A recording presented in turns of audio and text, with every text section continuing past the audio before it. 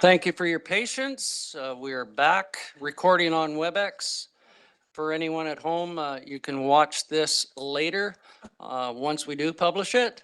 I did have to say that apparently, so there we go. Resuming back to our open session, Ms. Boyd, if you can take us to task, please. Thank you, Chair. We left off at R9, a report from the Finance Department, Corporate Services regarding 2024 draft budgets, regional supplemental requests, and other supplemental requests not previously approved. We are down on point 4, function 100, corporate website redevelopment. Mr. Schumacher, did you have anything on this? Thank you, Mr. Chair. Just to say, I think most of what you need to know is either within the supplemental information provided, but also many of you at the table have been here for some time or have lived in the region for long enough to know that the CVRD website is not currently meeting the needs of residents and is not functioning as it could be for our staff that are continuously updating it. So I've heard many requests from this table since I joined the organization 5.5 years ago. Maybe one of the first times I came before you was, what are you going to do about the website? And so we have lagged through many years and been able to still achieve a high level of service through it to the best of our ability. But we're now experiencing a situation where we have reached a critical point and we are spending far too much time making minute updates from my group, let alone asking staff to do things.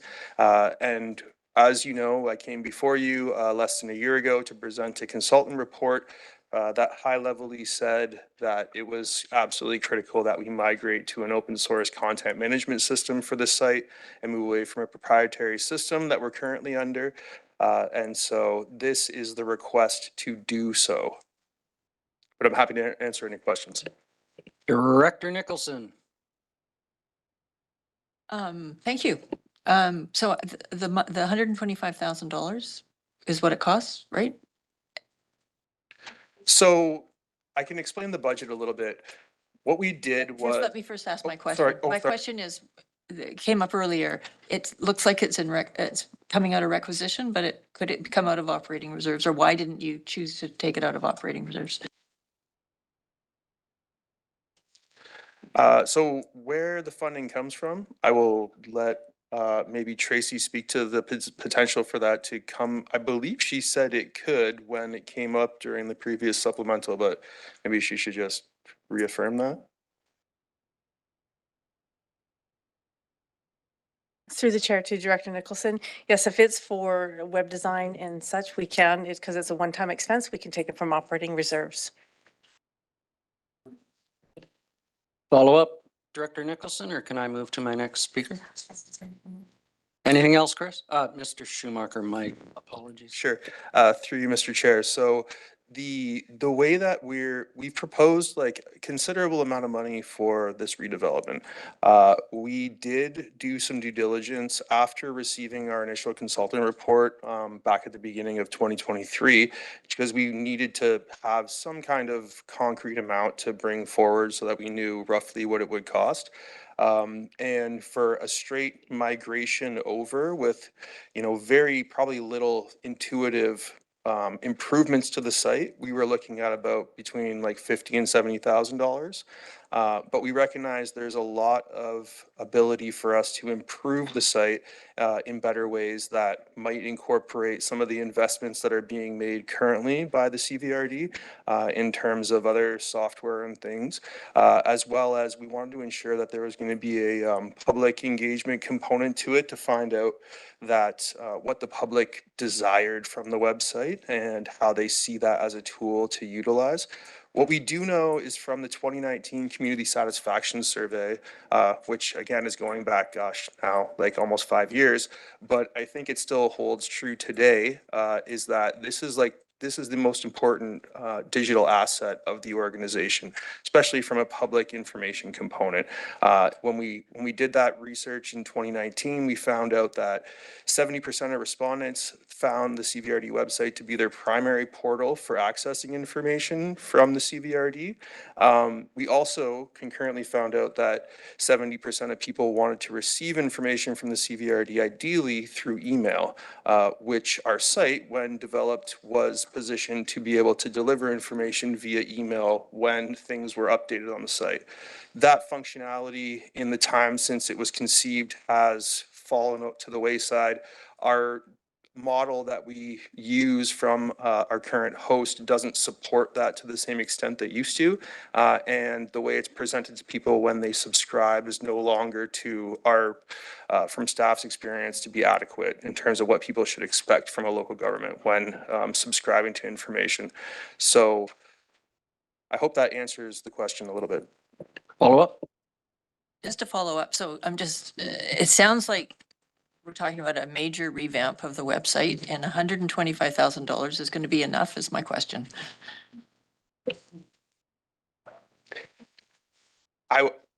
Thank you, through the chair, to Director Nicholson. I wasn't expecting a question about it not being enough money. We had proposed this budget as to have some buffer room to make sure that we had enough money to complete. Okay, that's great, great. Oh, yeah, I'm- okay. I'm going to move. I'm going to move that we take this out of operating reserves and Okay, moved and seconded. I do have a speakers list. Director Douglas? I think Director Nicholson's covered it. Okay, anyone else? Director McClinton? Um, I would suggest, I think it's probably on the light side. However, I'd be also surprised if this was done within a year. I think that's a possible, but so, I think if it does become more expensive, there'd be time to address it next year. Be good also to know if, the vendor is guaranteeing the price. That's also a nice thing to know. If they go over, then it's on them. Just comments. Thank you. I have Director Ishdash and then Director Morrison. Just a Yes, quick, Mr. Schumacher, response? Sorry, Director Estash, through the chair, if I may just quickly respond to Director McClin.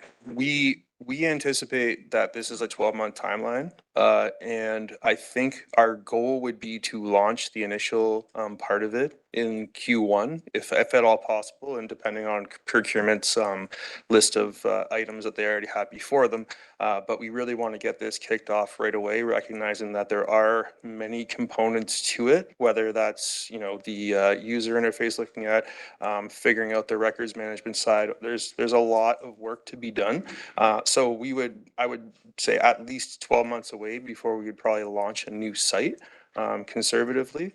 So just to confirm what you're saying, that's absolutely accurate.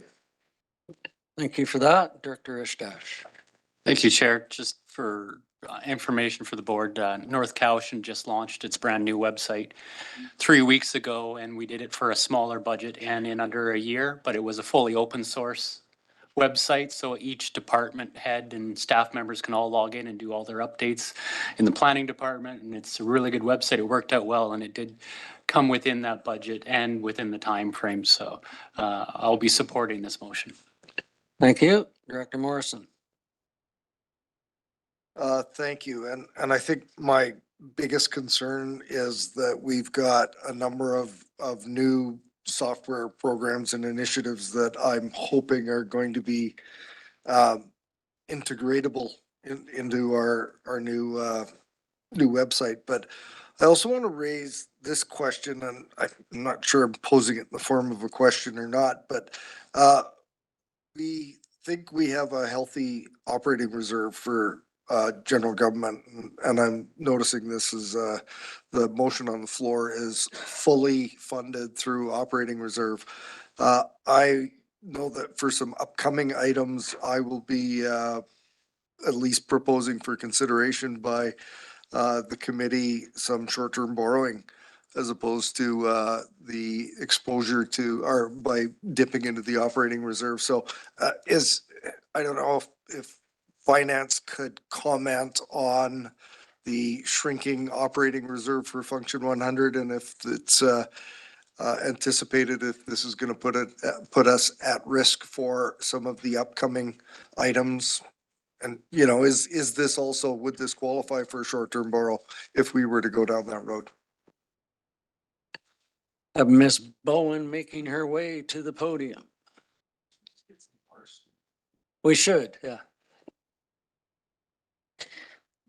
Through the chair to Director Morrison, I'd have to do an analysis of the whole thing of the operating reserve to know where everything is sitting and what we've done to know, like, because I know there's stuff coming up and if it's going to put us below or not, our max.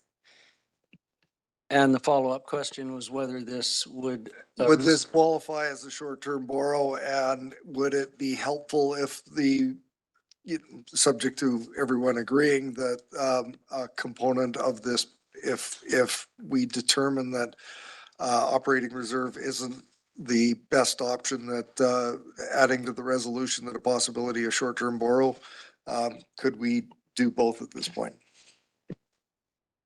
So to the chair to Director Morrison, I believe it would be able to be short-term debt. I'd have to check with MFA on what the rules are on different things, but if it didn't, then there would be, in this year of buying it, there's going to be a requisition increase for the interest plus then the payback over the years, but then it would be spread out over 5 years as opposed to just being a hit this year from the operating reserve. Well, that's exactly what I'm thinking, but like to hear if anyone else has any thoughts on this. Looking for further input?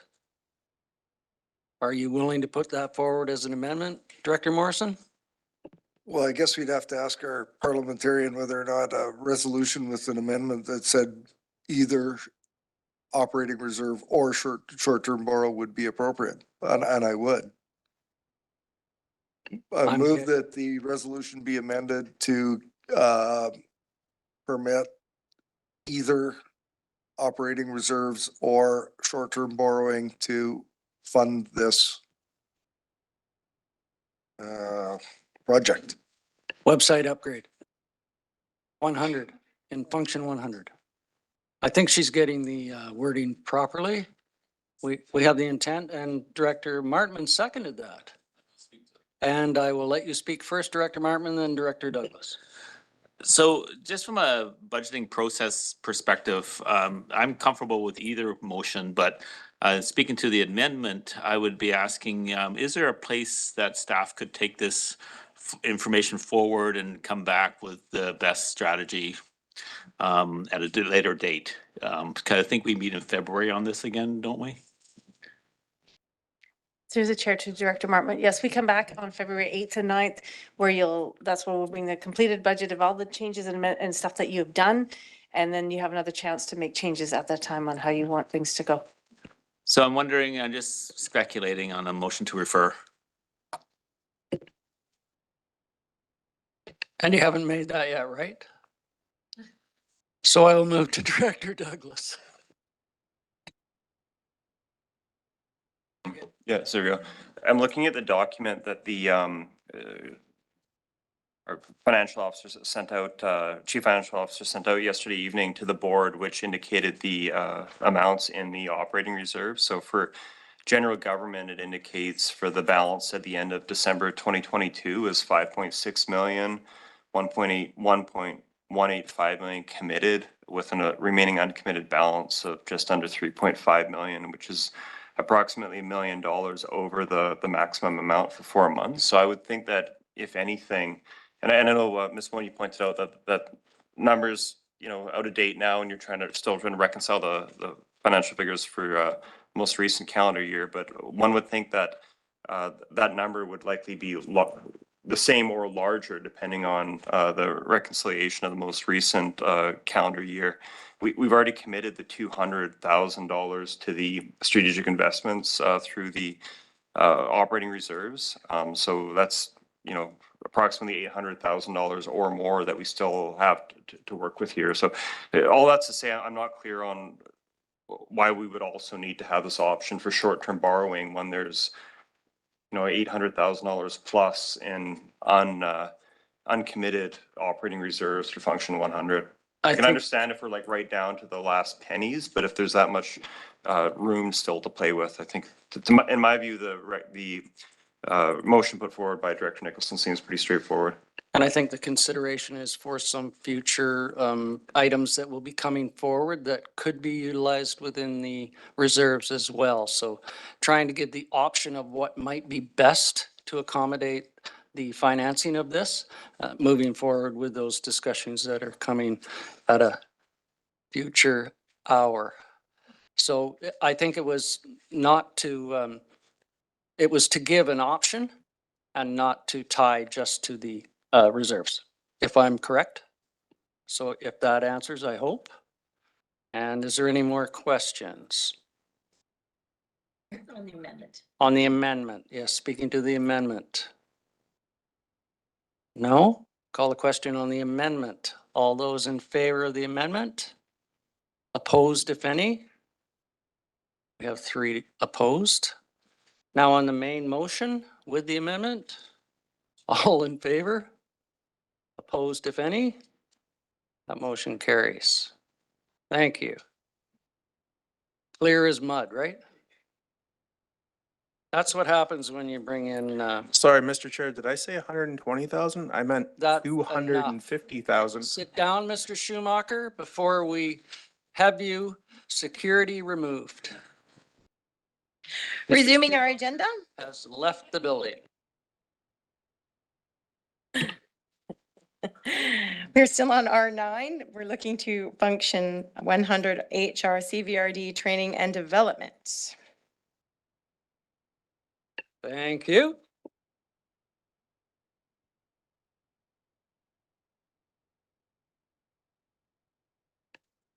And I believe the reference is Mr. Hightower, please.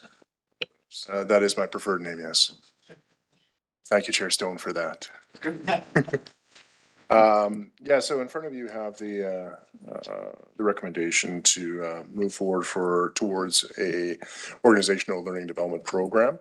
The need for an organizational learning and development fund in this scenario arises from the evaluation of an existing approach where the divisional funding is the predominant method. So right now, what we're doing is, say for myself as a division manager, I have a bucket of money that I can utilize to send my staff to training and development opportunities. And that's how all their division managers have theirs as well. So that amount right now organizationally equates to about 0.6% of total payroll costs. Now, organizationally, what we don't have is a wholesome organizational learning and development program. One that we can, use economies of scale to train en masse, to ensure that everyone has leadership skills, training, all those types of things that can apply to the majority or large groups. So what this funding does is it maintains the divisional funding piece of the 0.6% so that the subject matter expertise, say for example, if you're in engineering and you need to maintain your credentials underneath as a professional engineer, that would still come from the division. If then those types of things would all be the subject matter side that would come from divisional. Then concurrently, at the same time, we could have with an organizational training and development program, things such as leadership training courses for all management. We could have safety training for all staff. Things that are not pocketed in small pieces and decentralized. This is taking a centralized approach to training so that everybody is getting the same opportunities. There's equity, and ideally creating efficiencies overall. Now, if we look to some of our neighbors north, like Nanaimo, for example, they do something similar to fairly strong accolades, and there are other districts and local municipalities that are doing the same. The challenges we have right now are the current system's limitations are evident in the lack of the cohesive learning environment and a failure to align training efforts with overarching organizational goals. So what happens is these pocketed approaches everywhere are creating some fractures, if you will.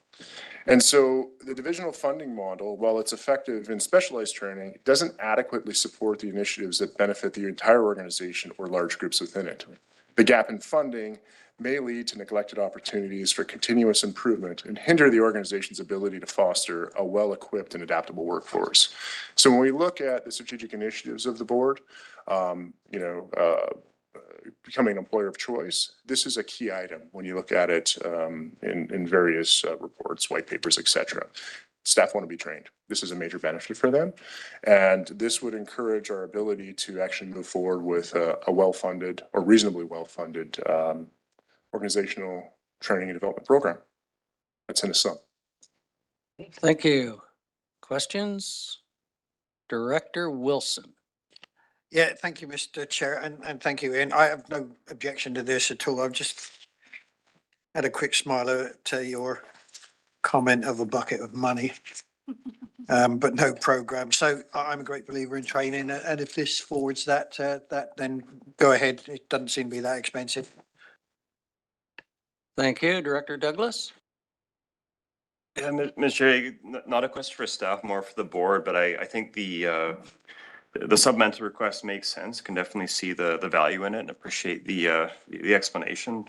Very strong rationale for providing that sort of training at the organization wide. I guess my one concern is that we provided this 3.5% mandate. The general government function exceeded that by quite a bit, and then we added we increased that requisition amount even more in order to maintain the service level. And I understand this is only $82,000. Obviously, it's going to have benefits coming out of it, but I do worry that we've already gone well past the mandate for this this particular function. Just wonder if this is one we might want to defer to next year, recognizing that we're going to be in similar tax pressures next year, but we are facing a pretty big hike. We're already facing a pretty big hike before we got into the supplementals. Even just looking at Schedule C, that goes back to I think 2016, showing the annual requisition increases. We had our highest requisition increase over that period last year, and this year we're set to exceed that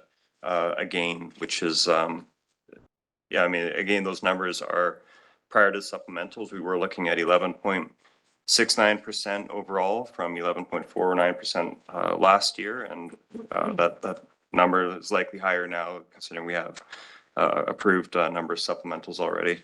So again, the request makes sense. Would like to support it, but I'm worried about where we are right now with the increase in requisition for the general government function. I wonder if we might want to put this one off for 1 year. Thank you very much. Director Morrison.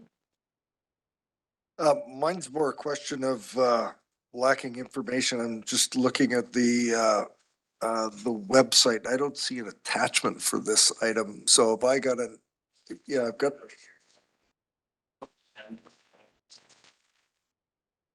Closed meeting. Second page. There we go. Thank you. So while Director Morrison is looking at that, I'll come back to you. I'll look to Director Segal. I'd like to move the recommendation. Do I have a seconder on the movement of the recommendation? Alternate Director Champ. Discussion. I don't want to move this forward too fast because Director Morrison is still digesting. Director Segal, please speak to it. Thank you. Yeah, I'm in support of training. I don't think that this is really even that much. And we have a huge organization. Training is such an important part of creating a culture of excellence, and especially reflecting on yesterday, seeing what the staff at the CCC are going through just with extended circumstances that were not expected and not within their control. And I think we owe it to our employees to support them properly. Sir. Thank you. I might add that I appreciate your comments, Director Segal. And the reason for that is you'll notice that I was quite conservative in the costing at $82,000. That's just pushing us over the brink of what is close to best practice of 1 to 3%. And I even took a conservative approach at that. Oftentimes you'll see 2 to 5% is really what is recommended. A lot of this is coming from not just employees, but I think the organization in general. We're seeing it at a management level. Roughly a year ago, I hired a consultant to complete an analysis of the service provisions that HR provides. And in that analysis, it became very apparent there were about 28 gaps. And I was going to talk to these a little bit more in my next one that's coming up. But there were 28 gaps. And what really honestly came to the top of the pile when we surveyed management and staff about what they wanted and what they felt would make this organization more productive, efficient, enjoyable, increase engagement. This was priority one. And so $82,000, even though, yeah, it's a tight budget year, hence the conservatism.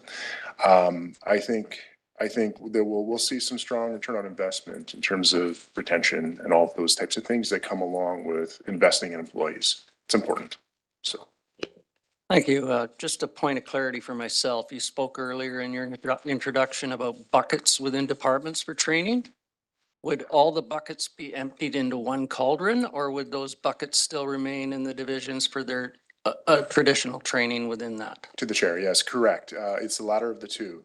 So buckets will remain in divisional, and that's that 0.6% in the supplemental form that you see. That's what we all really have at this point. This is an enhancement to move from just buckets, the divisional approach around subject matter, around maintaining things like certifications and all of that stuff that is necessary for the operation to run. Everything from refrigeration certificates to even professional HR credentials, things of that nature, to then organizational as well, which then we can focus on wholesale education, learning and development approaches that will benefit the majority or large group of folks. Appreciate that. I did see a hand over here, but I think it was Director Nicholson, then Director Martman. Thank you. I was just wondering, we have another one on HR manager coming up right after this. So could we hear about that and then we can decide this one? You can most certainly table this till after that discussion if you wish, if I'm not mistaken, Ms. Boyd. But I will let, before we do that, if you're finished, I will let Director Martman speak and then I'll come back to you for. So I'm leaning, a little bit towards what Director Douglas is saying, but I think what I'm interested is your view on service delivery at the ground level. So the interface between the public and the corporation and how this plays into that, because that to me is a very critical part that my community looks for. And so just interested in your thoughts. Absolutely. Thank you. Through the chair to Director Martman. Just to echo Director Segal's comments earlier about the current issues that we're seeing with the warming center and our ability to train individuals to really understand how to approach and deal with the evolving situations that we're seeing in what is an evolving local government system across the province, right? As things continue to evolve, if we do not and our staff are not given the provisions to evolve, then we won't be able to serve the public to the best of our ability. And I know that's a really generalized statement, but I can't complete the work I do without the training necessary to stay on top of what is best practice. If I don't stay on top of best practice, I can't push that down to my staff, who then can't push it down to the other staff. And it just becomes this massive rolling ball of concern where we're all become undereducated at some point. Thanks for that. Director Staples, please. Yeah, thank you. Just thinking back to yesterday, to further sort of something that Director Segal was saying, listening to the staff coming to speak about their experiences and recognizing that training for, there's quite a large staff at that facility alone, that just training around that could take up 3/4 of a budget like this just for that one. So this is actually a very small ask, and those types of training are really important. Not just the certifications and everything that you're talking about. That's obviously something that we need to function. But those kind of unexpected things, and this won't even touch just that alone, and the type of training that would be required to give the people there what they require to actually deal with the situations that they're facing with every day. And just because the winter shelter overnight, not shelter, but overnight warming center may move, doesn't mean that they're going to stop seeing the challenges from that they're dealing with every day, that it's, you know, even with it there or without it there, that's still gonna happen. So just that one thing alone, I don't think would even cover the needs. So I feel like this is a drop in the bucket to what's actually required, given a lot of the changes, and thinking of things like some of the climate change, you know, emergency response to heat domes and all those things, and all the training just in that one area within the regional district of all the things that they are going to, staff is going to require to be educated on best practices, on what's available, on attending, you know, functions where the government is sharing information. There's so much that, yeah, this is very low to me.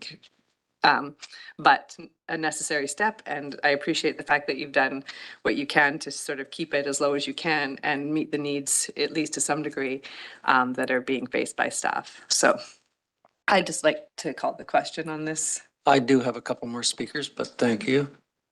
Mr. Schumacher, you had some response, or Hightower, sorry. I'm good now, thank you. Okay. Director Morrison, were you okay? Okay, I have Director Douglas. Yeah, just point of clarification, Mr. Chair, that there have been references to training for the community center staff, which obviously was brought up yesterday as an issue. But my understanding was that the general manager of community services mentioned that we were going to get a separate request in terms of training for the community center staff to respond to some of these emerging issues, and that what's been presented to us here as the supplemental is much more of a broader organization-wide training. So I'm just, to me, those seem like two separate training initiatives when they seem to be conflated in this discussion, but perhaps I've misunderstood what the current plans are. Clarification? Through the chair to Director Douglas. I think we're using the example of the warming center because it's top of mind right now. The training that individuals would receive as a result of the warming center or otherwise would be developed necessary regardless. So we're saying that that could be a use for here for the organizational training, but it could be something entirely different. So it was just meant to be an example. It could be, let's suppose that we're provided direction from the province to increase certification on, I don't know, one of our ice rinks or something to that effect, and we have to increase the standards of our staff. That would be where this might fall. That might fall within the divisional area. My ideology behind this though is I want to take the majority of these monies to focus on large groups. I want to start with leadership training. I want to start with communication training. I want to start with the foundations because I think those are the skill sets that are necessary. I want to start with understanding individuals' emotional intelligence and how we can work with each other better. Because all of these types of things, in my mind's eye, are going to create a culture that is more reactive and responsive to how they're going to be towards teamwork and collaboration, to be honest with you. And when I look at the initiatives that were provided in the strategic plan, this is exactly what I'm aiming at, is to try and meet those initiatives. Employer of choice, increase culture. So. Thank you, Director McClinton. You're good? So I have conflicting aspects. One wishes to table, one wishes to call the question. Director Nicholson? I'll just ask a question then, Absolutely. if it helps please. you. So I see that the next one is about an HR manager. Are you going to be able to deliver on this training program without the HR manager that's coming up next? I will make it a priority to deliver. It's already been given to me as a priority regardless. The HR manager is to assist with that and hopefully move many or several of the other 28 gaps that need to be filled. Director Morrison? Yeah, thanks. So I'm just, I know this is budget, but I want to inquire as to whether or not this is about being an employer of choice training. I'm questioning if the, dealing with either the consequences, benefits, challenges of the work from home policy that we have in place now with, you know, it's a very different world than it was 5 years ago. Would that fall under this type of training exercise and regime? Is that sort of part of that? Because we do want to improve the overall workforce and workplace desirability. Is that an example of the type of thing that this would cover?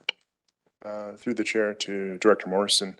Yes. So just to give you some information on the current state of the work from home program, it's about 2 years old at this point in time, give or take. It commenced before I started here. It is currently under review. Prior to the break, I sent out a survey to all staff, managers and leadership to understand essentially what is and what isn't working with the work from home program and what adjustments that could be made. So some of those, and I haven't been able to actually analyze all the data yet because it closed just after the break.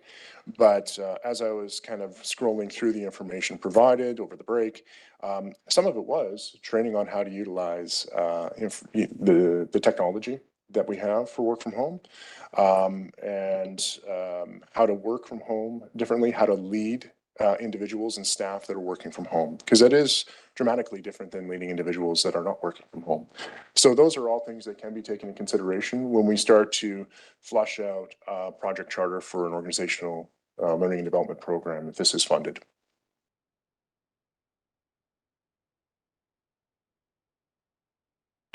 Good there? Director Wilson. Yeah, thank you, Mr. Chair. And as far as we've got the two things on the table, rather on the floor right now with the next one that's coming up. As far as I understand it, reading the supplemental that Director Nicholson brought up, this is a conversion of a present consultant to a permanent staff member. It's not a new recruitment. That's correct? So the cost involved here is 6,000 a year. It's certainly not a major increase. Through the chair to Director Wilson, you are correct. It is a conversion of a consultant to Yeah. a manager position. It would result in a nominal amount of change, 6,000 and a bit. Obviously, there's step increases and cost of living allowances and stuff that come year after year.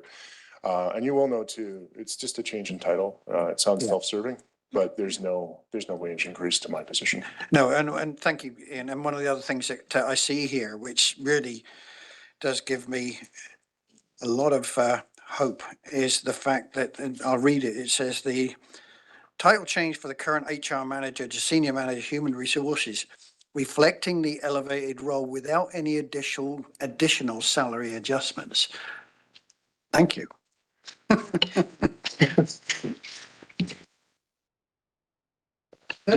No, I don't think you should speak to that, but I think Director Wilson said, thank you. Yes. Okay, I have been asked to call the question. Are you ready for the question to be called? Question on the motion. Do you want to reread that, Ms. Boyd, or put you in? Sorry. Okay. We're at function 100 HR CVRD training and development.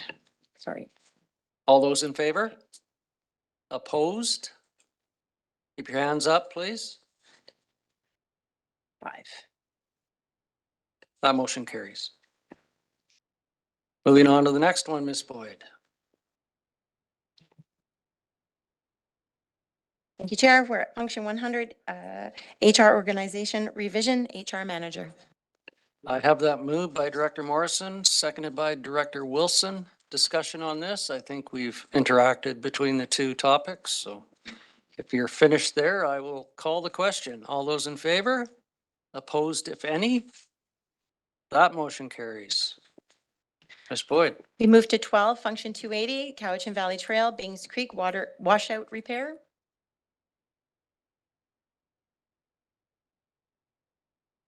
Welcome back. Afternoon, Mr. Chair and committee. With the latitude of the committee, I would appreciate being able to speak to the 3 previously approved supplementals dealing with the Cowichan Valley Trail, that being the Bings Creek washout, McGee Creek trestle replacement, and the Waters Road Bridge number 1. And the reason for that is I'm going to be proposing something that we may be able to help defer some funding to a future year. in terms of costs. So first of all, for the Bings Creek washout, we have received provincial approval and financial support through the disaster relief program of up to 80% of the replacement of the washout. As noted in the supplemental, it'll be upwards of $763,715. So that is the amendment for this one to the previously approved supplemental, still having an approved short-term borrowing of $500,000 in that. The second one, that being McGee Creek trestle replacement, a couple of things have happened since the supplemental was prepared back in the fall. The board has given direction and staff have moved to put an application into the Trans-Canada Trail Foundation for up to $120,000 towards this replacement. So we're still waiting to hear back from them, and that could be some months. But in talking with staff, this one, as an amendment to the one that was previously approved back in 2020, looks to have short-term borrowing fund the replacement of the trestle. We'd like to do an amendment to this, understanding we've got the grant application in, and we have a bit of time in terms of having to step on this one relative to the Waters Road Bridge, which is in dire need of replacement. So we'd like to see this one being amended to keep the short-term borrowing of $500,000, but to have $60,000 for short-term borrowing in 2024. That being this year, and $440,000 in 2025. And that can buy us some time in terms of the grant application that's in and perhaps any other funding that might be out there that could go towards this project. So that's because we also have in the Waters Road Bridge an amendment of an additional $150,000 in short-term borrowing that would be for this year as well. So, Mr. Chair, that's the overview for all three. So circling back to the first one, the Bings Creek washout, the amendment is to include the provincial grant funding in the previously approved amendment or supplemental. Thank you very much. Do I have a mover on that? Moved by Director Nicholson, seconded by Director Abbott. Any discussion? Director Morrison, then Director Wilson.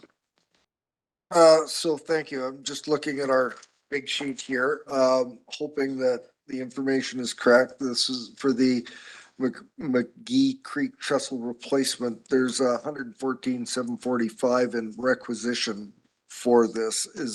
I'm just curious as to why we wouldn't have 100% borrow for that. I know you're changing up the numbers in the years, but am I missing something here? Well, I probably am missing something, but. Mr. Chair, Director Morrison, you're referring to the the Waters Road Bridge replacement? Or, because I'm circling back to the Bings Creek washout, the first one on the list.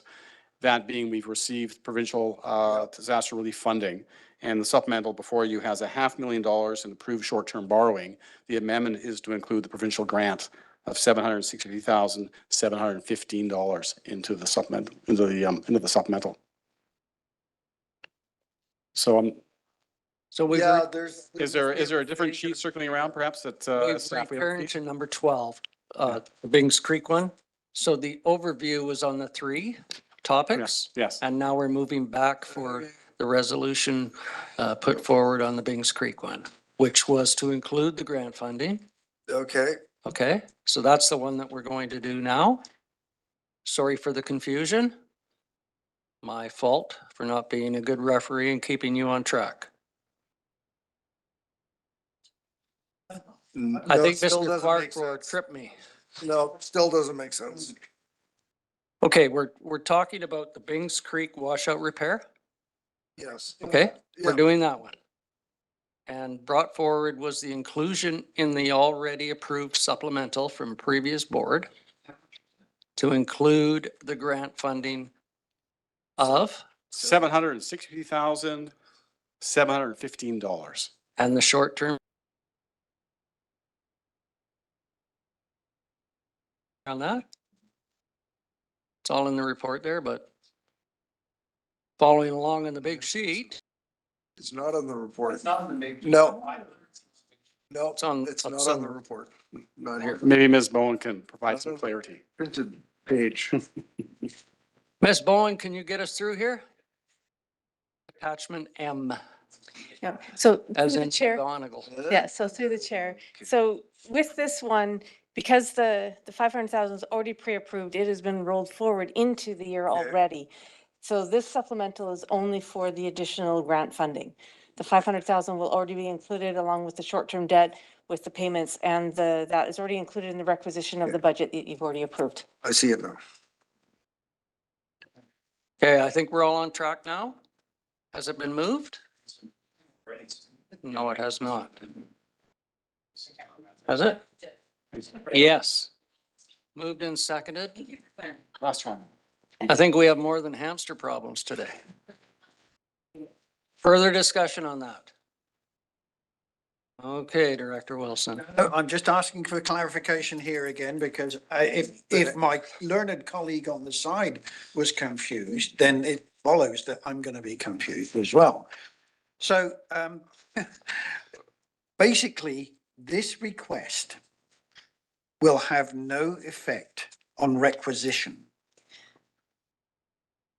So through the chair to Director Wilson, this is just in addition to a pre-approved supplemental from last year. So this extra money is 100%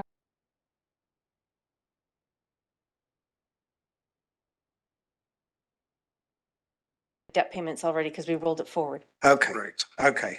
All right, thank you. We can say that we don't want the grant and put it in requisition if you wish. Just the way this, because that Yes. 500,000 looked to be. So I'm going to call the question before we really go down a rabbit hole. All those in favor? Opposed, if any? Thank you very much. Now we'll move to number 2 on that, 13, sorry. The McGee Creek one will speak up now. Right. Thank you, Mr. Chair. And specific to this one, staff are wanting to make a recommendation to amend what's before you. Right now, what's before you is short-term borrowing of $500,000 for 2024. We would like to make the recommendation that that be amended to only borrow 60,000 in 2024 and 440,000 in 2025. This will help defer the interest and principal payments on that short-term borrowing.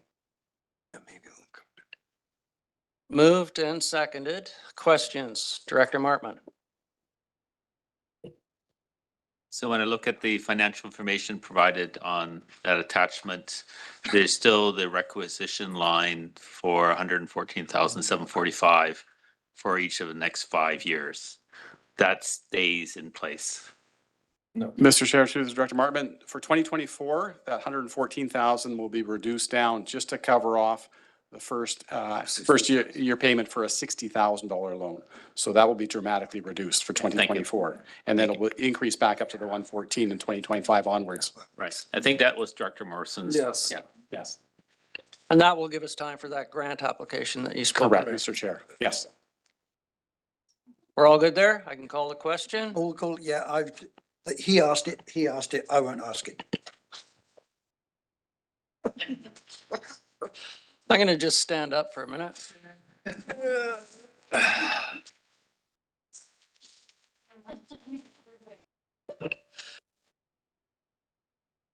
You've all been dinged.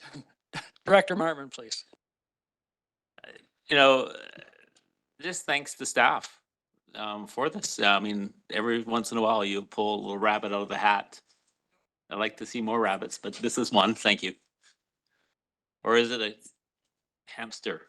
I'm not sure. Anyways. So you pulled the rabbit out of my hole. Rabbit hole. Rabbit hole. I'm calling the question. All in favor? Opposed, if any? Does anyone else want to take over as chair? I have a vice chair, Director Wilson. Yes, sir.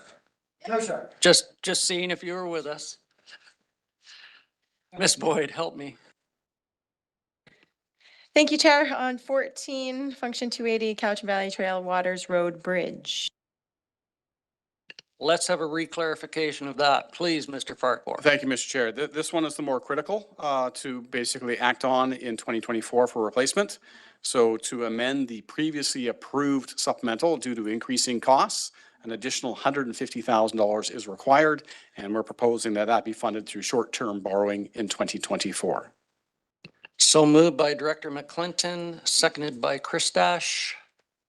Discussion on this? Director Wilson? Thank you, Mr. Chair. And the 30,000 on requisition, I think, Director Morrison touched on something like that, the extra 30,000 rather than coming from requisition. Why could it not be included in short-term debt? I'll let you, Mr. Chair, the short-term borrowing is 150,000. We have to also account for how that short-term borrowing is going to be paid back. Okay, And that will be in the okay. order of 30,000 All plus righty. per year. Thank you. okay? Call a question. All those in favor? Opposed, if any? That motion carries. Thank you, Mr. Farquhar. Function 280, Regional Parks Invasive Plan Species Survey. Sir. Mr. Chair, this is a supplemental to increase funding through requisition to deal with our invasive species management program for community and regional parks. We've identified that with additional lands acquired through the regional park program over the years and the constant battle with invasive plant species, that the current funding in the budget is not sufficient to maintain or sustain the program. So we're recommending that the requisition be increased by $8,600 to account for the ability to do a fulsome inventory this year of all regional parks, and then rolling out the program to address those invasives in the subsequent years under that funding. Director Wilson? 8,600. I've got 85,000. That's right. No? It's on here. Oh. Sorry, yeah. Okay, all right, we jumped. Did you find it? Yeah, Perfect. now, yeah. I thought we were just moving down the list. Okay. Anyone else? Director Justice. I'd just like to move it. Thank you. And seconded. Further discussion? Okay, Director McClinton, please. Thank you. Just curious, so this is to do a study and then why wouldn't it be a one-time? I'm not opposed to it, but just curious. Mr. Chair, we're anticipating that the update of the invasive inventory by sending a consulting contractor out there to physically go out to the various parks and determine what's there, what are priorities to address. That's going to require additional funding to there after eradicate, remove, and it won't be a 1 year. It'll be an ongoing program. Hence the keeping the funding at that level as an addition to the requisition. Makes sense. Thank you. Okay, Director Nicholson. Information, this is a climate change. The invasive species are going to become a huge problem in the future with climate changing.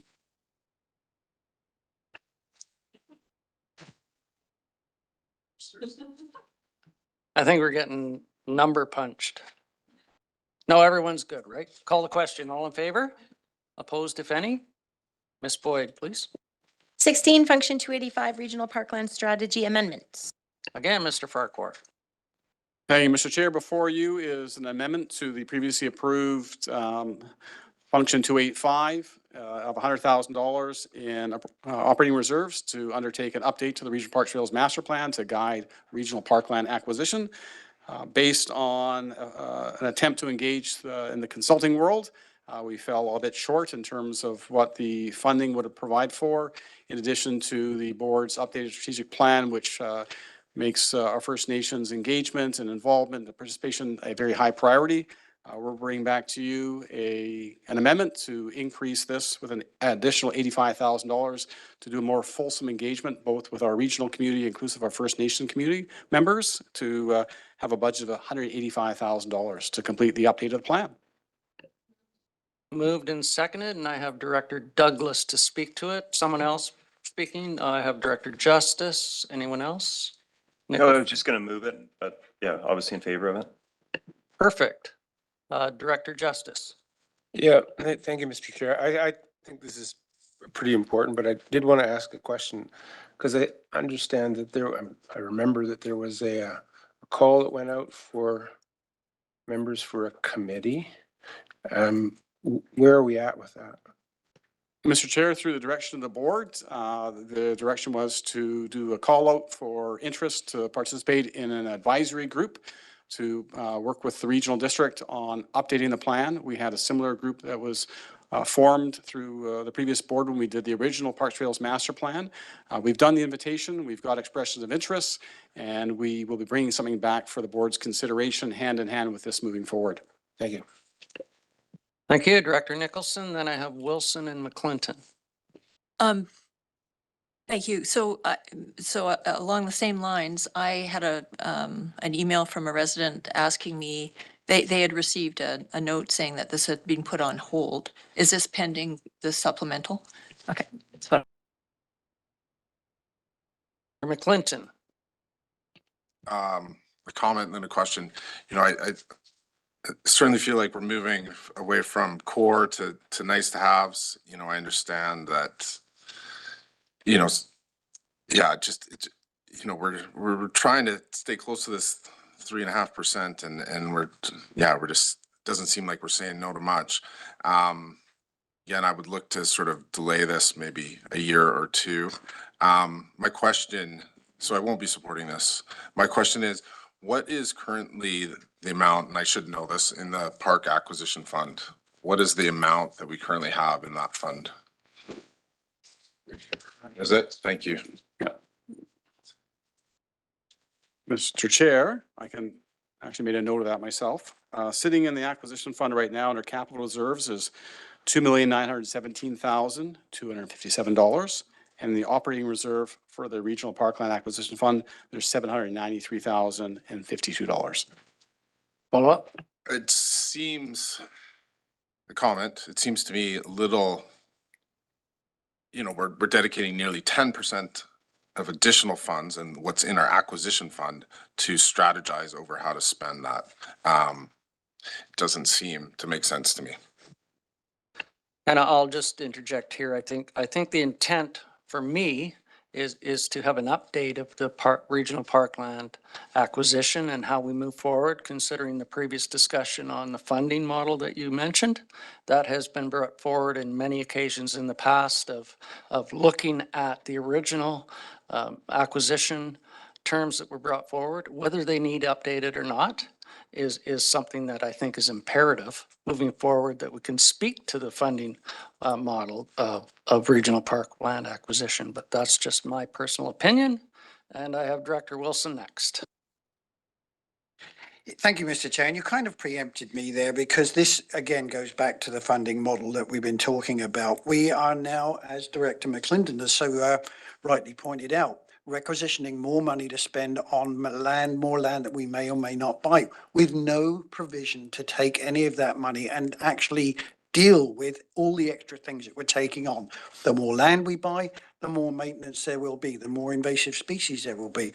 So I won't be supporting this either. I would love to see a real review of the funding model so that a portion of that can be used for exactly this kind of thing, the invasive species, everything else that goes with it, the maintenance, and more of a comment than anything else, but I won't be supporting this particular one. Thank you. I have Director Douglas and then Director Morrison.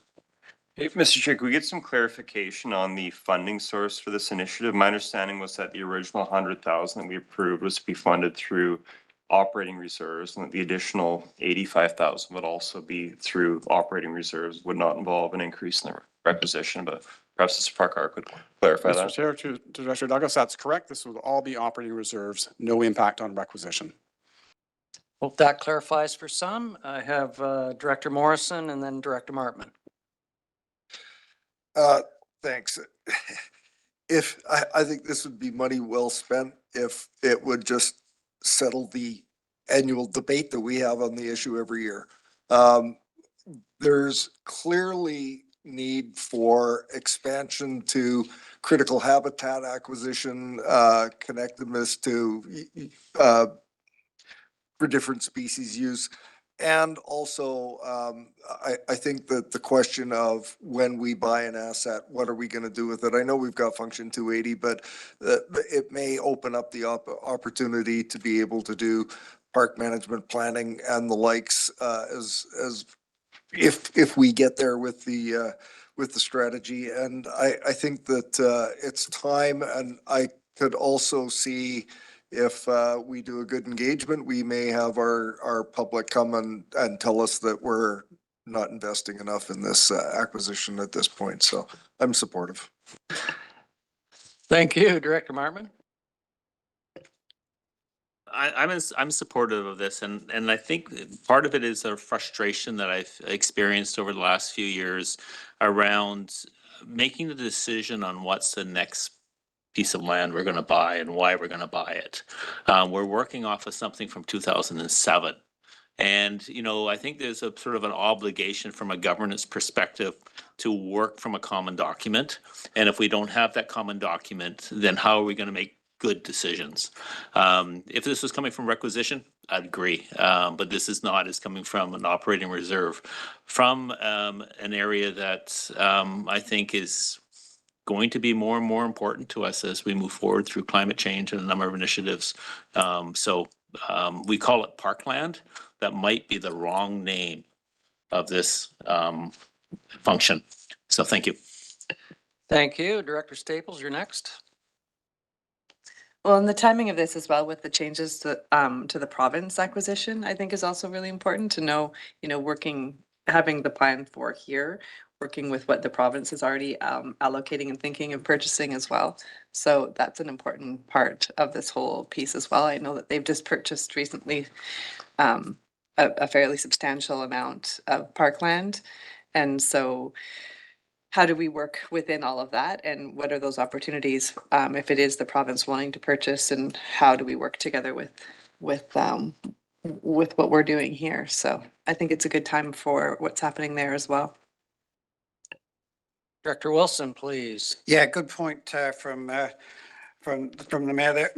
It would be good if we can work with the province on this kind of thing, so we can have some cooperation as opposed to working independently. One of the things that Director Martman did bring up was the fact that in 2007, when this first came forward, and it was widely supported, it was. But if you go back in history, and I was looking for the document because I looked into this quite a lot. If you go back to the original motion, it said that there would be a review every 5 years.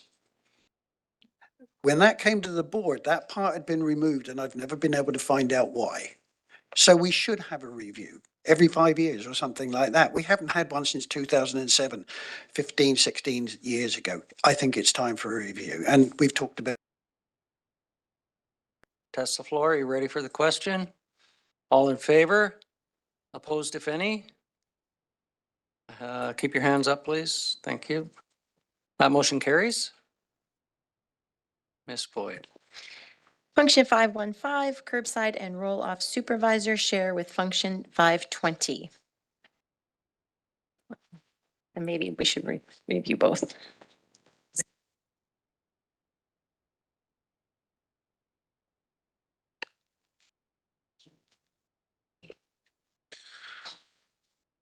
Thank you, Mr. Chair. So the supplemental you have in front of you is for actually 515 and 520 split equally between the two. So this is for a supervisor for the logistics division of solid waste. We're hoping to implement this into the fourth quarter of 2024. This is going to help support the team by alleviating some of the pressures on the existing staff, which isn't sustainable with our growing curbside collection programs and the roll-off trucks. The person that, once they're covered in the fourth quarter of 2024, we're going to be able to start some of the training and developing of the training for the new drivers for the curbside program that's coming out in 2025. We're going to have to relook at our curbside collection routes, which again, we want to start in 2024. They'll be able to assist with that. We have over 20,000 totes that we need to deliver in the early months of 2025. So we need to coordinate that. And then there's also going to be new trucks coming in late 2024, early 2025. So there's a lot of different parts of this cog that need to be dealt with late in 2024. Doing it off the corner of the desk isn't sustainable, so we do need that support. So again, some of the benefits, the outcomes. This will continue to support the program moving forward. It was also, as part of the Morrison Hearst field study, the supervisor was already counted in that study as well. And I guess just, a quick brief on that as well. There's, for the fourth quarter of 2024, there's going to be a total of $27,000 in requisition between functions 515 and 520. Director Abbott? I'm wondering, instead of handling this one matter in isolation, we couldn't, you've of course told us about the other part-time or where you're different, but let's look at all the personnel that are going to be requested in the next few minutes for Bings Creek. It just, you've heard, I think repeatedly today, that there's some concern over the scale and scope of increasing personnel, and is this the year? Can some of this be deferred one more year? And I know you're making a compelling case to be ready, and but I'd rather not just deal with one item at a time and creep our way through to finding that we've now got 3.5 new employees, please. I had Director Douglas as well, and then Director Martman. Director Douglas? Yeah, no, I'd support the suggestion from Director Abbott, and it is obviously a strong rationale for these positions being proposed, but I would like some sense of what's the top priority for staff in terms of which to move forward with immediately. And I mean, I'd be interested in, the possibility of perhaps we approve 2 positions this year and 2 next year, just to spread out the impact of the tax requisition. I know it's going to be hard for staff to rank these positions because they're obviously all high priority the way they've been brought forward, but you could have some indication of perhaps what are the top 2 out of the 4 would be. No, for sure. They wouldn't be here if supplementals if they weren't required at some point. Director Martman, I'll let you speak first, and then we'll go to. Thank you for letting me. Maybe I've got this mixed up, but I read these somewhat differently. So that's why I'm looking at them individually, because the first one that's on the in front of us now is funded through fee increases. But the other ones are not, if I understand that.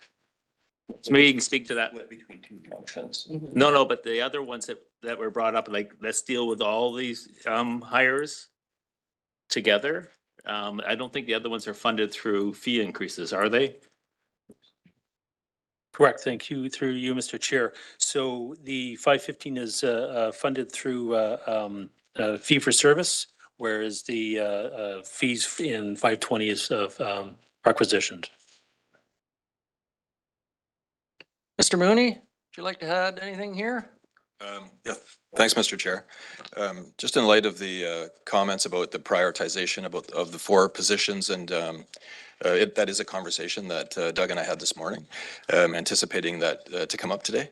I guess I'm just wondering, at the pleasure of the board, if it would make some sense for us to do a high-level overview of those 4 positions, the rationale for them, and then after that, I can pass it over to Doug to maybe walk you through what we think, maybe if there was an interest in 1, 2, 3, or all of them, what our priorities might look like from a staff perspective. For sure. Is the board okay with that? I'm seeing nodding everywhere, so please carry on with that process. All right, thank you. So the next supplemental was for a recycling facility attendant 1. This position is to assist with the operations of Bings Creek primarily, provide some support and relief for the supervisors that are currently working at the site. The supervisors that are currently working there now are part of the working team, so they're out, assisting customers at the bins. They're tamping bins, they're picking up litters, so they're part of the working crew. So which is taking away from their time and ability to adequately supervise the staff and provide the support, training that's desperately needed for all of our staff, safety training, equipment training. So there's all sorts of training that needs to be carried out. And currently right now with their role being part of the crew. They don't have time to get out and actually do these additional tasks. And it's just not something that's sustainable going forward. So, basically the benefit of adding this one single employee is going to allow for the supervisors to carry out this additional training and provide moral support for the facility.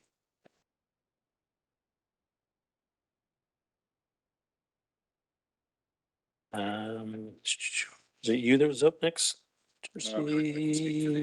Oh, actually, so I've got one more here before I go here. So the next one was for the solid waste bylaw coordinator.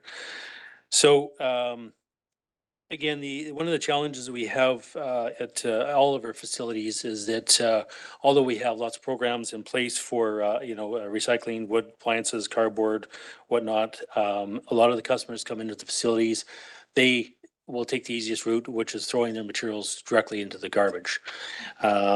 As a bit of going down a bit of a rabbit hole, yesterday we had a situation where there was a resident or a contractor that dropped off contaminated materials into our garbage bin, which was asbestos, which forced us to close down the facility yesterday morning for a few hours until we got that material cleaned up. There's about a $3,000 bill for that cleanup.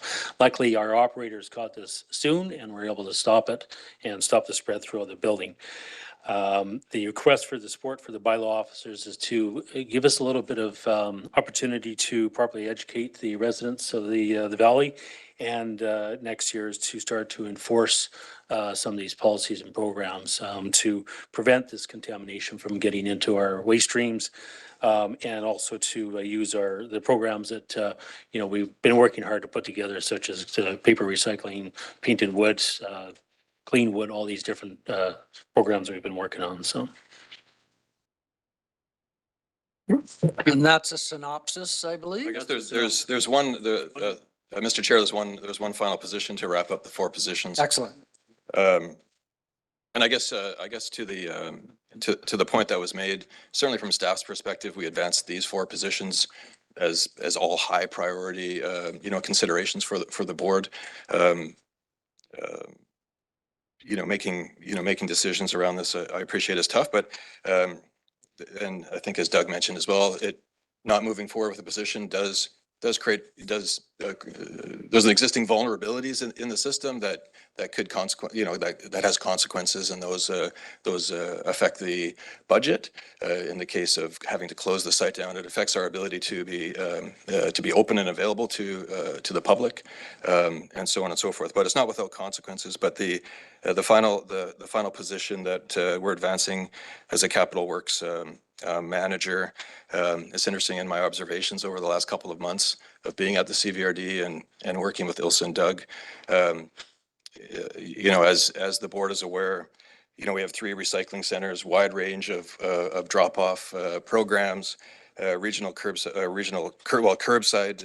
program about to advance into universal 3-stream collection, a regional garbage transfer and export service. So it's quite a large service that contains with it a whole myriad of assets, from scales to bins to facilities and the like, all which require appropriate management oversight.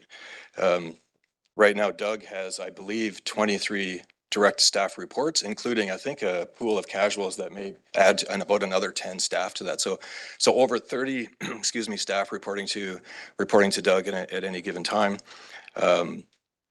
And certainly can appreciate that work and the need to, as a priority, to manage the ongoing day-to-day operation of the site and the staff and keeping things open and functional. In addition to all of that work, and as Doug pointed out a couple of times around this idea of working off the side of the desk, is the idea of the assets and maintaining all of the infrastructure and assets and planning and executing all of the capital works, from minor capital improvements all the way to the larger improvements like the modernization. I think a $6 million project that's about to happen at Bing. So there's a lot of that work that we recognize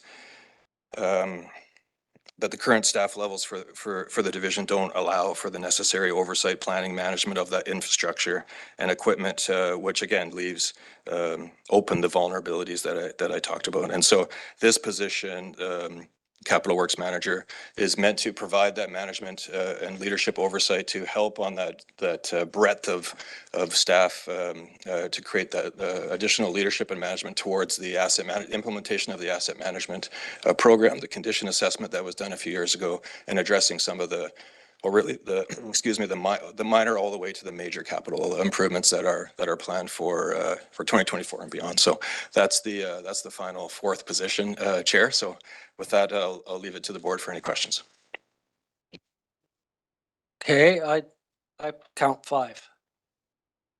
I think there's 4 positions, but one's spread out over 2 Over the functions. 2 functions, But yes. did we cover the recycling facility attendant? I thought we heard about the coordinator, the roll-off supervisor, and the planning manager. Oh, the attendant. Yes. But I wasn't sure about the recycling facility attendant. Yeah, was that? Through you, Mr. Chair, that was the second one that I read off. So sorry, I was a little bit quick with that, but that was a recycling facility attendant, which will provide relief to the supervisors. Great. Okay, what is your, Director Nicholson, we'll go to you first. I have a question about the the solid waste bylaw coordinator, the $55,000 one. So my question is, oh my God, my eyes aren't working anymore. Will that, so the $55,000, will that be recovered by making sure people get the recycling stuff put in the right place? Will you recover costs with that, or is that just to do a better job? Thank you, Director Nicholson, through you, Mr. Chair. So the intent is for the first year with the bylaw officer is to help educate the residents. So there'd be very little recovery in the first year because the residents haven't had that education component since the facility has been open. So I think it's only reasonable and fair that we do that education component. In year 2, there would obviously be some some funds brought in from fines. Hopefully, that's not the case. Everybody does what they're supposed to, but that's unfortunately not the case. But there would be some recovery there. Follow up? So just recovery through fines, not because you can get money for the recycling material. So, thank you, Director Nicholson, through you, Mr. Chair. So there would be a reduction of recyclable materials going into the waste streams. So there'd be less painted wood going into the waste stream. There'd be less clean wood. There'd be less other recyclables going into the waste streams. And then something else I should probably point out as well, going into the curbside program, this bylaw officer will also be able to assist with that and help with the organics program as we start to embark on that. Ensuring that we're not getting fines, and also be able to assist with the ongoing challenges that we've had with Recycle BC, and avoiding fines as well. So we just completed a program with Recycle BC, a contamination remediation plan, which we are at the potential of receiving fines if their contamination continues to move in the direction that it was, or if it gets worse. So there is some cost savings by having this position, and by having this by law enforcement person out there actively working on behalf of both the operations and curbside collection. Final point?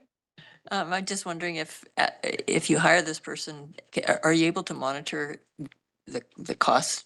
I mean, what the financial benefits are over time, do you think, or is that just more trouble than it's going to be worth?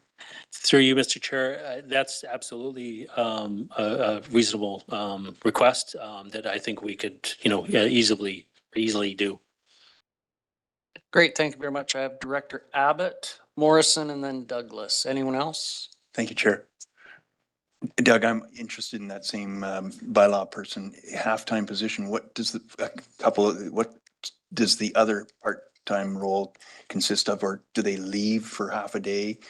Are they wearing a bylaw outfit, or will they, like some of your other supervisors, be able to pick up garbage that's strewn around and do more than just sort of police the site. Thank you, Director Abbott, through you, Mr. Chair. So it is a half-time person. Our preference was actually a full-time person. We put this request in last year, which was denied. So we're reapproaching this with a half-time person, trying to collect the information, the data to, I guess, prove to the board that this is a viable position and it's self-sustaining. Our preference would be it would be a full-time position. Being that it's a half-time position, I'm sure it would be shared with by law. And yes, there would be a uniformed officer going out and enforcing the programs. Follow up? I believe Fisher Road product gets picked up by CVRD and taken out to Bing's. And obviously there's not going to be a person there. So how do you control those contaminated loads? Right. Thank you, through you, Mr. Chair. So actually, the CVRD does not operate that as a satellite depot as of September 1st of 2023. So it is now an independent depot through Recycle BC. So we are no longer responsible for any contamination in their materials. Thank you. I have Director Morrison, Director Douglas, and then Director McClinton.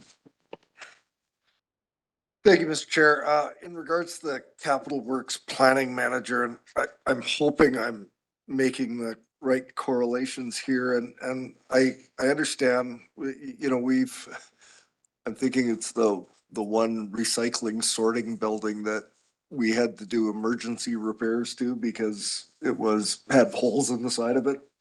And so I understand the rationale. I understand we're doing asset management, but I want to zoom out a little bit and ask, and this may be Mr. Posting for Mr. Postings or perhaps not, but we've had discussions about the redevelopment of the Bings Creek site.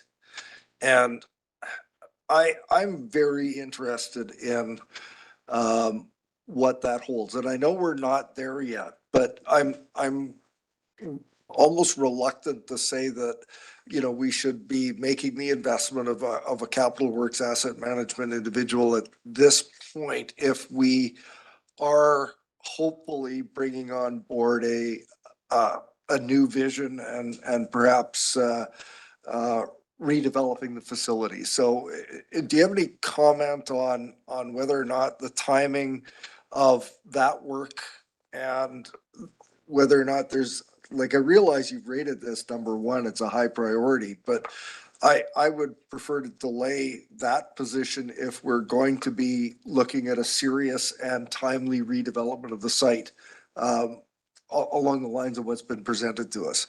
Any thoughts? Thank you, Director Morrison, through you, Mr. Chair. I think this is kind of a two-part answer.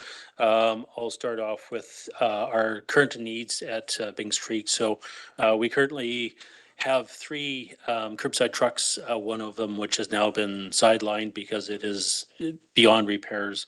I could pull it out of the grave if I absolutely needed to, but it's in very rough condition. The condition of these trucks, they were run hard and they didn't receive the proper maintenance that they needed over the years. So we've got 2 brand new trucks that we received this fall. We have 4 brand new trucks coming in 2024. Plus another small truck after that, potentially another truck if it's approved. So we're getting to have a fairly large fleet of trucks. Again, doing the proper preventative maintenance off the corner of a desk is very challenging. I've been trying, but it is challenging. Even with an in-house maintenance person, it's still something that needs to be coordinated on a regular basis. As far as the assets at the facility go, we did spend quite a substantial amount of money upgrading the suspended slab in our transfer building, which again could have been averted if we had proper maintenance programs in place ahead of time. So understanding what Director Morrison is referring to, if there's a 10-year plan, can we hold this off until that's seen through to fruition? But there is a current need and demand for this service now. And I also believe, and I'll let Darcy speak further to this, but our current needs, I think we would use a full-time public works person to look after our equipment and our buildings. And as it's expanded onto the other facilities, there would probably be further demand for support for that. But I'll let Darcy speak further to that. Yeah, thanks. Just briefly, through the chair to the director. And I think Mr.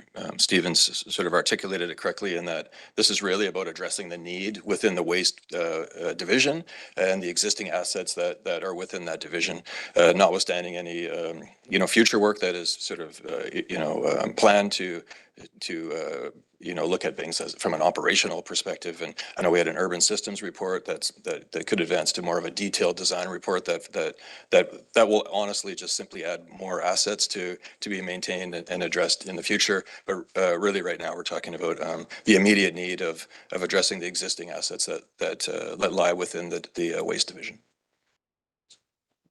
Thank you very much. I have Director Douglas and then McClinton. Yeah, Mr. Chair, I think we've heard a pretty strong rationale for each of these positions. I think the concern, I know as Director McClinton pointed out, one of the recent items is that big requisition increase we're facing. And, we were presented with a figure going into this meeting of what we were looking at for the requisition increase for the year. This was prior to approving a number of these supplementals. I'm wondering if staff can give us some sense of what the current projected requisition increases with the supplementals, hoping that could inform which of these positions we decide to approve. Again, recognizing that they're all important, but that we are facing these significant cost pressures right now. No, absolutely. And I'll give staff time to do that, if that's so inclined to look at what the percentage increase would be with the ones that we already approved, aside from the ones that we're currently speaking of, because none of them have been approved. But first I'll go to Director McClinton and then I'll come back to you. That'd be great, Mr. J. I think what I'd be most interested in, this is just I'm not sure this is what the board is interested in as well, but that 11.69% overall increase, what that looks like right now and what it would look like with adding some of these supplementals. So I think Ms. Bowen has the understanding, I hope, or do you need clarification? No, through the chair to Director Douglas. I need time to do that. I'm not going to try and do it off the side of my desk right here because that's where mistakes get made. And I don't want to give you a wrong number. I'm still trying to work through the stuff from December and try and get that in while trying to do 2 other jobs at the same time. So it's a lot of work to put all the information into the spreadsheet and make sure that it's right. So you have to do VATM spreadsheet and make sure it all balances before I want to give you a number. So right now, what I have inputted up to date still doesn't include the supplementals that were approved in December. It's 14.08% overall for the entire CBRD. So that's not including the budgets that were approved today, the supplementals approved today, or the supplementals that were approved in December. I hope that makes everyone a little more comfortable. And after Director McClinton, I think we do need a stretch break. Thank you, Chair. Thank you, to our Chief Financial Officer for that. Honestly, it makes me physically ill, honestly. And the challenge for me, and I really appreciate Director Douglas for bringing that up and just being thoughtful about this. This is such a challenge for me because I put this, which the work you're doing at one or in the top 1 or 2 things that we do as a CVRD, and it just doesn't seem to get the attention that it should get. I mean, like this is, I've said it many times, like this is literally the reason why CVRDs were organized, is to collect garbage so we're not all dumping it in our own little areas. And yet it gets pushed down. So recommendation, try to get yourself to the top of the list next year. But I might ask of the of these, or come a little earlier. I remember last year, previous Director Manhas, he sort of said, let's delay these. And now we're looking at them again. hypothetically, if we were to approve these positions, what would you be coming back with next year? Like, where does it put you in terms of solving some of your current issues in the long and short, or in the short and medium term? Thank you, Director McClinton, through you, Mr. Chair. So each position that we're requesting here today on our supplemental has a different impact on the operations. They're all been considered carefully. We're not just throwing out, we want extra people just for whatever. It's not a wish list. It's coming to the point where contamination in our bins is becoming a greater and greater issue. There's more and more contamination of asbestos containing materials. There's cross contamination of recycling. So it's a growing concern.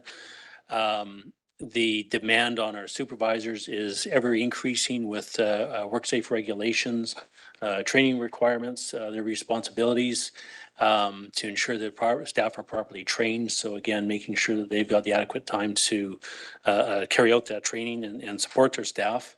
As it was noted earlier, by one of the other presentations, things have gotten a lot more complicated in the past few years, and we haven't been keeping up with that demand. So things have just been evolving without us. So it's something important that we look at.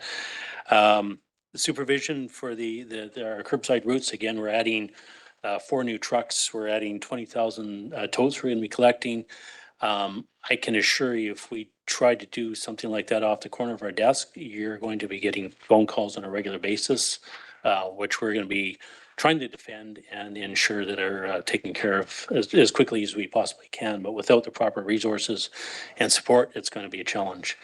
And then finally, the request for the Public Works person, again, is making sure that we're keeping all of our assets properly functioning, operating, making sure our trucks are on the road, making sure the facility is open to the public, that we are following our mandated services to the residents, the valley. So each and any one of them are all very important. It's very difficult to decide which one's more important than the other, but if we continue to defer these positions, I think it's going to be something that's just going to keep coming up every year, and it's going to continue to rear its head in each one of these areas. We can provide all sorts of examples. So, Follow up? I'll make it quick. Thank you for that explanation. I'm inclined to support some of these. I really don't have a sense of how to divvy that up. I wish we were coming with having made tougher decisions earlier on, so it could be more supportive. I guess I just want to follow up with my question. Do you anticipate future staffing needs next year in addition to these 4 positions that are of similar importance? thank you, Director McClinton, and through you, Mr. Chair. Perhaps I missed that. I did answer that in the beginning. So, I think with adding these positions now, I don't see there being a great need in the next 2 to 3 years to continue adding additional staff, unless it was your wish to, keep the facilities open longer. The 2 outside facilities such as Meat Creek and Peerless Road, if you wanted extended hours on those, that's obviously going to have an impact. But overall, I think, with adding these staff, I think we'd be in a pretty good position for the next 2-3 years. I mean, obviously, I can't guarantee that. I can't predict the future, but I feel personally confident that we'd be in good shape. Something to add there, Mr. Mooney?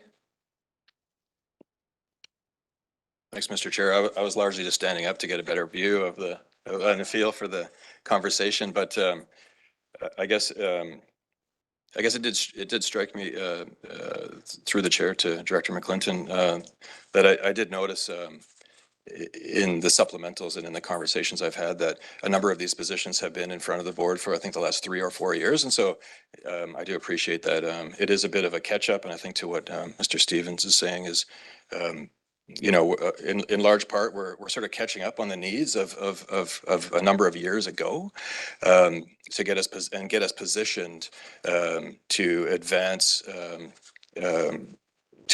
the board approved programs that are in place around curbside, universal curbside collection and the Bings modernization and some of the other projects. So we're positioning ourselves really to be to be caught up to the system that the system and the service levels that we have today.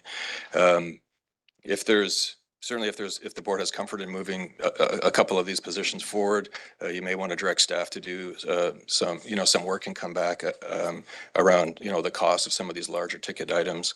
And part of our analysis may have to look at if the vulnerabilities are so great that it's compromising the risk of the organization and our public service, we may have to look at what an alternative reduction in service delivery might look like to sort of keep us in that sort of comfort area, and we can sort of do that analysis and come back if that's the board's wish.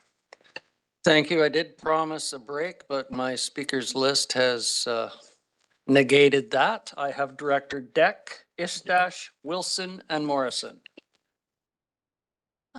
These 4 positions seem to me to be one whole, and without any one of them, things would still be very difficult for you. So it's reminding me of trying to save money by removing one, not buying one tire for a car. It's not going to make it run any better, as we all know. So I do sympathize with those folks who are struggling with higher taxes this year. I do, but as it's been postponed so many times, I think maybe this has got to be the year. I would hate for more sacrifices to be made by those who are working so very, very hard already. And I hope, the residents of the CVRD would understand that as well. Thank you. Director Istash. Thank you, Chair. Just a question on your PM program. So is there a centralized for all the equipment? Like, is it specifically to trucks and fleet, or is this all capital? Like, is it building and trucks and fleet? Just the reason I ask that is, and I know it's because the regional district's unique because it has multi-functions, you can't cross over, so we can't have a centralized mechanic shop is what I'm saying. Like, being that you're looking at your capital works planning specifically in this area, can that not be cost saved in another area? And the reason that's part of my second question was that with this increase in the supervisor role, if we brought in another recycling facility attendant at a fraction of the cost of a manager, does that allow you to free up even more time of your supervisors to do asset management instead? So rather, what I'm asking is, can you get a $86,000 employee rather than a $160,000 employee that would free up even more time of your supervisors to do asset management? Thank you, Mr. Estash, through you, Mr. Chair. So to answer your question, could the freeing up the supervisors with another lower paid individual free up their time? Again, it's not their area of expertise. They're not asset managers. Their expertise is operating the facility, the yard. It's another one of these things that, again, could be done off the corner of a desk. But how well is it going to be done, and what are the consequences of it not being done well? I guess I think what you're also alluding to is, is there going to be future savings by having this asset manager?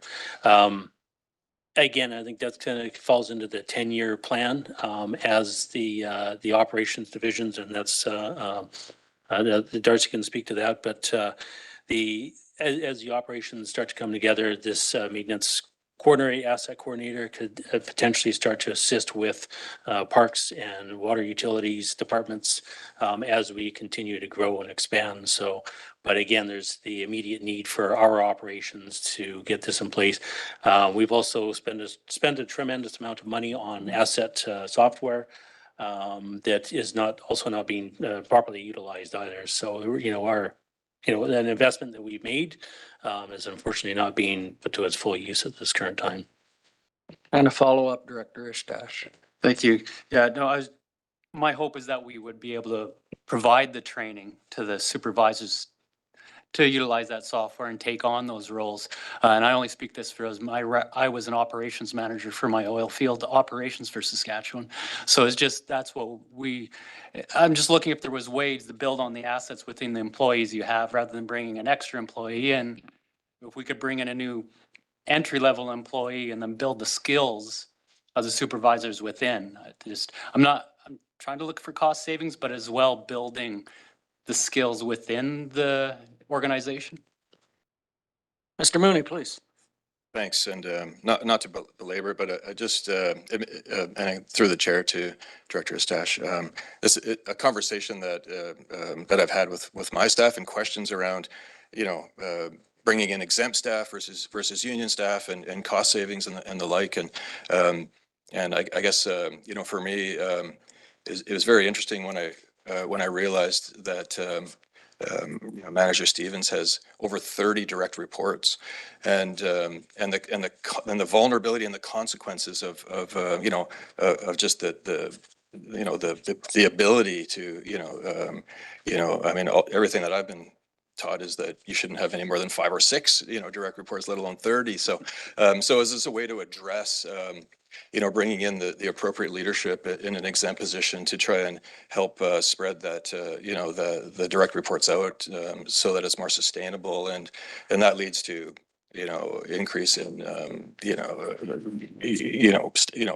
staff morale and all of these things that come with it that really do have costs, associated with, those types of things, and they're sort of hidden in budgets, but that's certainly, there's value, and there's a hidden cost there. As Doug mentioned, we had to close the site yesterday for a portion of the day. There's other costs associated with that in terms of not meeting the standards of the service that we're there to deliver. And then some other costs that will be absorbed in the budget when we could reallocate waste from the waste stream that ends up being transferred all the way down to Washington State into local recycling and reuse options. So there's some positive benefits that will also positively impact the budget, but those will be incremental as the programs roll out, and so yeah, that hopefully that helps you there. Thank you for that. I have Director Wilson and then Director Morrison. Thank you, Mr. Chair. I wonder, Ms. Bowen, you mentioned a figure of 14% just now.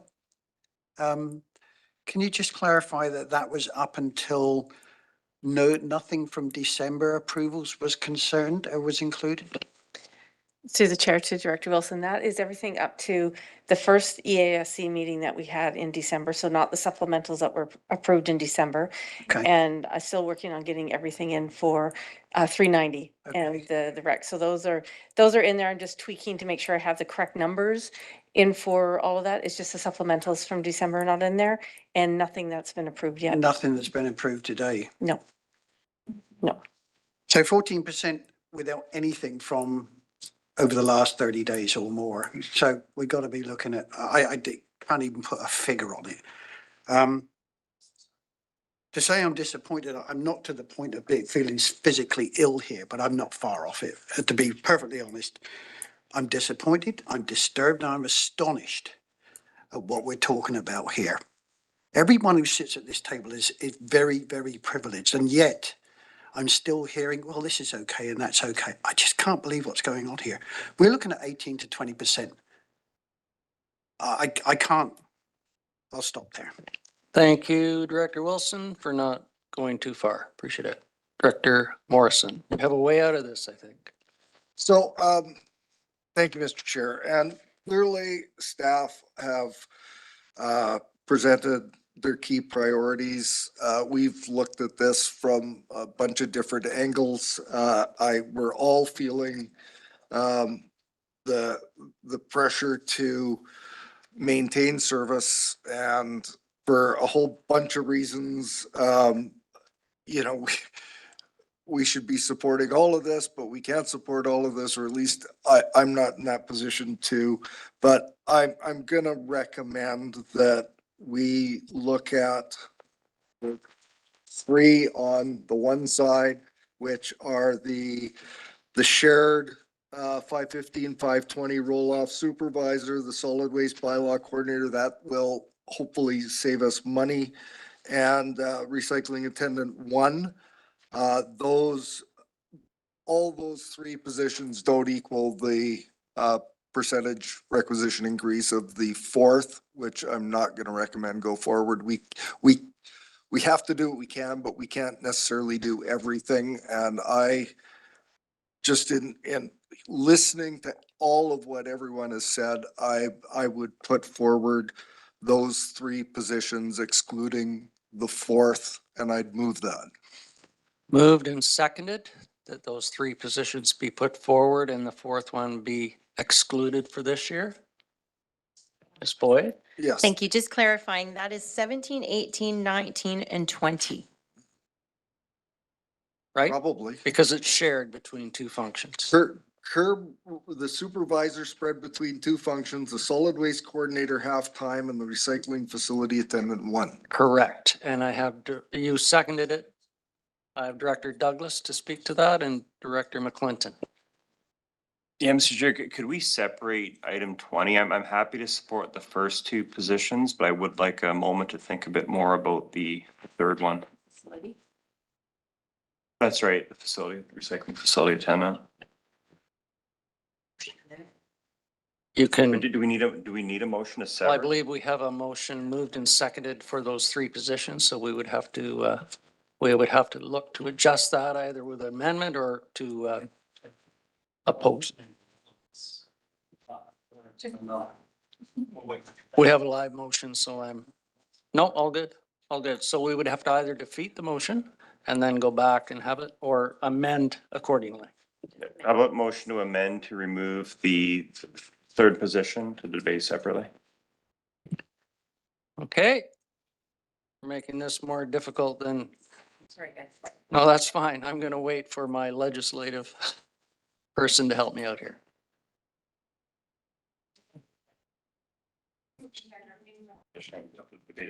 He wants to amend it. Yeah, so we're amending to remove number 20, the recycling facility attendant on the amendment. To remove it. I need a second there. There's no. Is there a seconder to that? Okay, I have a seconder, Director Justice, to the amendment to remove number 20. All those in favor? Opposed? So it's back to all 4. All 4, 3. That's, well, there's 4. 4 spots, yeah. I'm It's referring split. to 4, the 17, 18, 19, and 20 is back on the floor. Director Martin. It's a shared, so it's 2 points, 17 and 18, right? Yes. Yeah. I told you we needed a stretch break about half an hour ago. Oh, sorry, I'm hangry. Yeah, I need chocolate. Where's the Snickers? Yes, we're back onto these if, Director Martin, please. Okay. Wow, I'd just like to just pause it and just go home. Just, sometimes you get into these things and you feel that, wow, they're further down the list. And so, they get hit harder and maybe we should have this conversation a little harder earlier. I guess I'm going to stick to what's on the table, or have a motion. And and this is my lack of knowledge, but I'm trying to picture the whole management part, or not management, the whole Bings Creek, the whole staffing of it, like from the managerials to all the staffing levels, because usually you see an org chart and I just can't seem to find it anywhere on the website. Maybe that's a website issue. But we had that conversation. So can you just, and is it easy to explain it or is it too complicated? Because I'm sure you've looked at your org chart and said, hey, is this working for us? When I hear 23 direct reports, that's a flag 5 years ago. I'm sure you've been flagging it for 5 years. So, coming from organizations where I think I've had up to, people come to me with like 12 reports and say, hey, I'm overtasked. I just can't imagine 23. And that means all the things you've said about the problems that come with that. So can you just give us an idea of the org chart? How many people actually work within this facility, or within the auspice or the umbrella?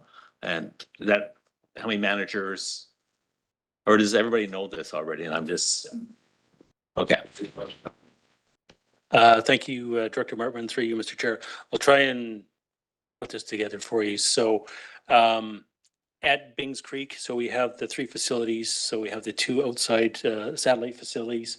They both have supervisors. They're both union. All our supervisors are union. And this, having union supervisors provides the challenge of the direct reports. So that's why I've got 23 direct reports, because they're all unionized staff. It's either put some exempt staff in between myself and some of the direct reports, so that we can break it down into smaller groups. And that's something we've been looking at, definitely discussing whether that makes sense. How that impacts the operations is also a challenge, because currently our supervisors are also working supervisors. They can get on equipment, they can help the staff, whereas if they become exempt staff, they may not be able to participate in those activities. So we may inadvertently create a layer of management that can no longer assist the staff. And that's not 100% complete. That's something we've been discussing. So the intent is again to, for me to provide my supervisors at Bings Creek with a little more time so that they can mentor some of these direct reports, spend time with them, develop their skills, train them, make sure that they have the tools that they need to do their jobs on a regular daily basis, and act as an intern, between myself and my direct reports. So they're there on a daily basis to help with that. The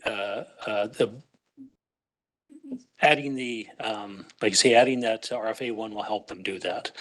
Adding the asset manager, coordinator, works person, that is going to, again, take some of the pressure off of me to ensure that the equipment is properly maintained, adequately maintained, so they're out on the road every day doing what they need to do, that the facility sites are open. So again, that person would work within the facility. They'd be an exempt position, but they would still be there providing support to myself and Ilsa to ensure everything's running smoothly. The transportation or logistics supervisor, again, we're going to be adding, 2 to 4 more drivers to these new routes that we're going to be collecting. So I would be going from 23 direct staff to 27 direct staff. Again, this supervisor that is going to be a logistics supervisor will still be a union supervisor, and will still be able to get on the truck when needed, move equipment, help out when necessary. So again, they're part of that working team, but they're also there to provide support for me by, again, having the adequate time for training, mentoring, for providing support to the staff on a daily basis. Certainly. Yeah, I think I was looking for sort of a idea of numbers. So do you have 4 managers? Like one in operations, but you have a manager for other? And then how many people fall underneath those managers? Yeah. So there's myself as the manager at Bings Creek. Elsa Sorority is my manager. She's here at Ingram. But underneath me at Bings Creek, I have 2 supervisors. I have 1 health and safety coordinator, and I have 1 office administrator and a part-time office administrator. And then I have 2 equipment operators. I have 3 yard staff. And then I have the 2 supervisors. And I currently have 4 truck drivers, and a scale operator. And then I have the 2 outside facilities. So Meat Creek has 1 supervisor and 1 scale operator. Peerless Road has 1 supervisor, 1 scale operator, and 1 yard attendant. Okay, nothing further. The motion on the floor, can we recap that? Yes, Chair.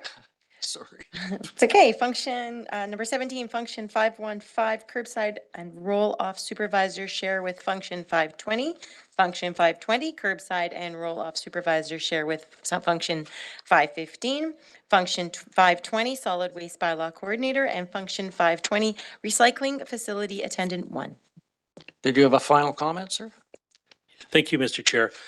I guess before we go into answer this question, you've asked me the difficult question earlier of what we could delay. It's a really challenging question. But if we were to delay anything, it would be my request to delay the recycling facility attendant in the yard. That's something we can work around. The other positions are specialized positions that we need the proper support on. Thank you. Okay, that muddies the water considerably, but we do have a motion on the floor to recommend the ones that were brought forward. I'm going to call the question. If you want to move in a different direction, you should defeat this and move in a different direction. If you approve it, then we will move forward. So I'm calling the question on the 3 positions, which include the attendant, recycling attendant. Absolutely, you can ask a question on process. Mr. Chair, on the muddying of the water, would it be best to have, can we reconsider the previous vote then? Is that, because that was this request to the amendment. So with new information, would the appropriate thing right now ask for a reconsideration of the previous vote for the amendment to muddy it even further? Yeah. Because that is new information that's relevant to the vote that we just had. True, and I think our parliamentarian probably agrees with you. Mr. Mooney, you might as well add something as well. You're not gonna get the last. In an effort to maybe not muddy the water any further, but no guarantees, through the chair, I think to reiterate, staff's recommendation is for all 4 positions. That's why they were brought forward as supplementals, and they were all high priority. I think what we're trying to do is help in what we think the board is doing, which is to try and to say we're not really, the sense is that we're not supportive of all 4. If we were in some combination of the 4, what would that look like? Really, that's for the board to decide. Any, I think, while acknowledging that not advancing any one position, I think it's fair to say that, those vulnerabilities will still exist. And so I don't think the staff's recommendation on the fly here is to eliminate any one additional position or I think we inadvertently muddied the water by trying to get involved in your work. And so certainly any of the 4 positions we would support. We're not making any recommendation to cut out any of those positions, and we'll let the board make the decision. Appreciate that. I think in the interest of process that we will stick with the motion that is on the floor. I will not introduce any amendment accordingly. We will deal with this one and then move forward. And if the chair wishes to be challenged, please do so. So I'm going to call the question on the original motion, which is to approve the 3 positions as put forward by Director Morrison, excluding the Capital Works Planning Manager. So I'm calling the question. All in favor? Opposed? Show me the opposed. Call out the names. Okay. Director Wilson is opposed. Director Toporowski is opposed. Director Ishtash, Director Segal, Director Douglas, Director Staples, Director Nicholson, Director Deck, Director Justice are opposed. That motion is defeated. I suggest we take a recess and we will come back for further discussion.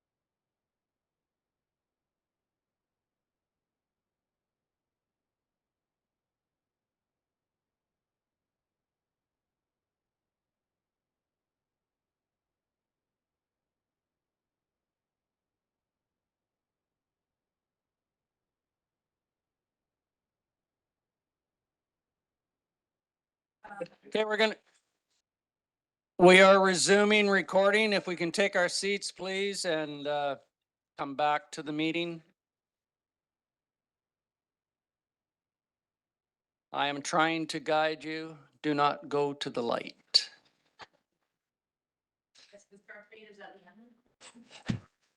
There's no place like home. Yes. We are recording? I should shut up then. First, before we resume, I'd like to point to the podium to Ms. Bowen to sort of get us back on track with some of the discussion that we had. And I know the hairs on the back of our necks raised when we heard a certain percentage, but I think for clarification, she will indicate some of the pressures within that number. And we shouldn't be looking at percentages per se, because it'll be totally different throughout the region as to what functions we do are involved in. But Ms. Bowen, please.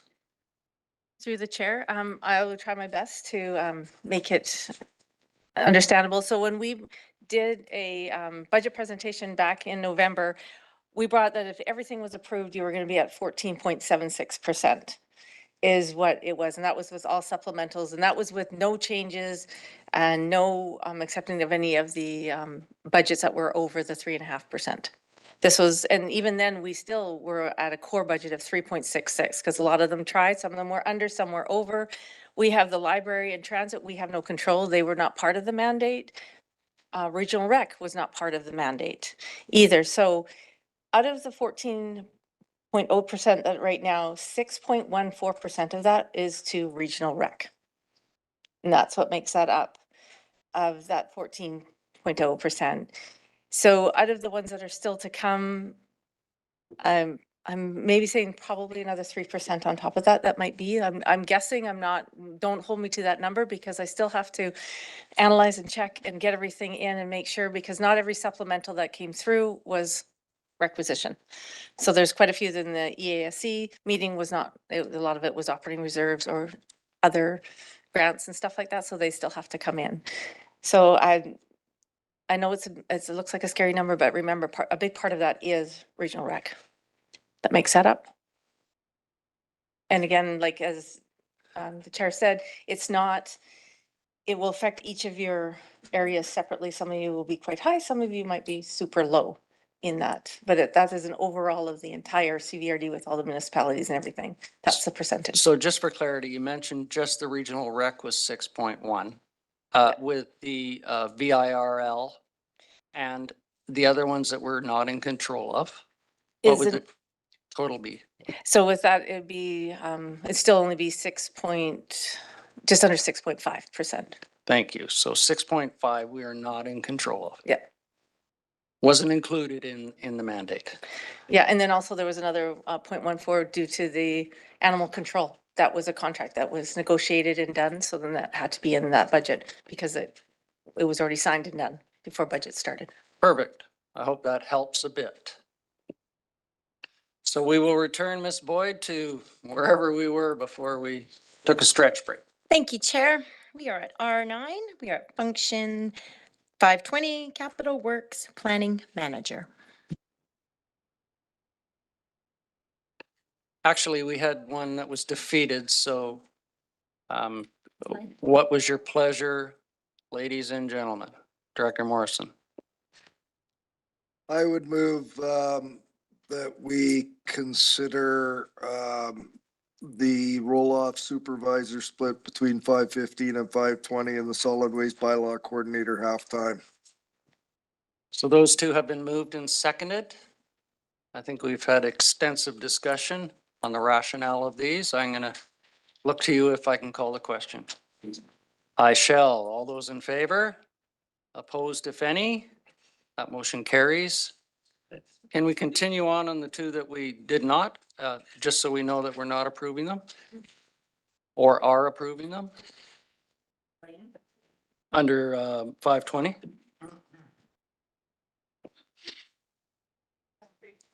Function 5, so number 20, function 520, recycling facility attendant. Director Abbott moves that. Do I have a seconder? Moved and seconded. Discussion on that? Director Abbott, please. During the break, I took it upon myself to look in on our own practices in this room. This is the second can I've pulled out of the garbage container here in this room. The garbage pail between the washrooms. This may not be board members, but these are perfectly good stationary supplies that are disposed of in this garbage container. I think we have a problem in this region, in this room, in the room that we ate lunch in. We don't know what is compostable. We don't know what's recyclable. We don't know what's garbage. And I think we almost need to take that other halftime bylaw position and have that person here on a regular basis. So I think we do have a problem, and I'm sorry that we've really curtailed what Doug is expecting of a much larger facility. So I implore us to go back to basics, give them the bare minimum, and support this motion. Because next year, the next position that we're not going to approve likely is going to just add more impact for in a future year. Thank you. Appreciate that, Director Abbott, and I can assure you, I did not put my can in the garbage or the stationary type that you said. My wife is an adamant recycler, and I would be chastised accordingly if I had done that. She's my bylaw enforcement. But anyways, any further discussion on the motion to approve this position? That is the recycling facility attendant half-time. Full-time? I'm sorry. I'm sorry. Number 20. Okay, I'm going to call the question. All those in favor? Opposed? Hands up, please. Director Wilson, Director Toporowski, Director Segal, Director Douglas, Director Hartman, Director Nicholson opposed. Mr. Chair. Please. Could I ask what the point was then of defeating Director Morrison's earlier motion? Because that just ate up a lot of time and we're back to right where we were. I think with some of the input that I had heard, I thought it prudent to bring that back. Sorry. No, not a criticism of you at all. Just the fact that as a committee, we defeated the earlier motion and then essentially passed it again. Absolutely. Thank you. Appreciate it. That is defeated, I believe. Six opposed. So no, I did not declare properly. I will turn to my parliamentarian to ask the proper vote. It Thank you. carries. We had 6 opposed, it carried. I'm sorry. Moving on, Ms. Boyd, please. Function, so 21, function 520, capital works planning manager. Director Nicholson. I'll move that. So moved. Do I have a seconder? Moved and seconded. Discussion. I'm going to call the question. All those in favor? Those opposed? Do you need them read out? Because that is soundly defeated. You do? Keep your hands up, please. Director Morrison, Wilson, Toporowski, alternate Director Champ, Director Ishdash, Director Segal, Director Douglas, Director Staples, Director Hartman, Director Justice, and Director Hartman. I'm going back quite a number of years. Director Stone. Director Marmon and Director Stone, all opposed. That motion fails. Thank you. Moving on before I get removed. 22, function 520, roll-off truck. Wish to speak to that, sir? Yes, thank you, Mr. Chair. So we currently have a 2018 roll-off truck, which services all of our facilities. This truck is aging. It's nearly 500,000 kilometers on this truck. We are looking to replace this truck with a new roll-off truck, and with the intentions of keeping the old roll-off truck as a backup and also as an opportunity to reclaim some of the contracted work that we're currently contracting out to a third party, which will reduce our operating costs by bringing this back in-house. Thank you very much. I have Director Nicholson, Director Morrison, Director Douglas, and Director Wilson. Well, that was my question, was how much would you cover the 175,000 of contract work with the new truck? Thank you, Director Nicholson, through you, Mr. Chair. So it's my intent to reclaim as much of that as we possibly can. So I can't say that it's going to be 100%, but I would say at least 75% of that will be reclaimed. Concludes. Director Morrison, please. Thank you. Spoke with staff in advance of this and, given the, significant cost center that this is and the fact that I think we got 5 years out of this truck, they're looking to finance this out of, I believe, operating reserve. I wanted to, put before the committee the, notion that this should be short-term borrowed.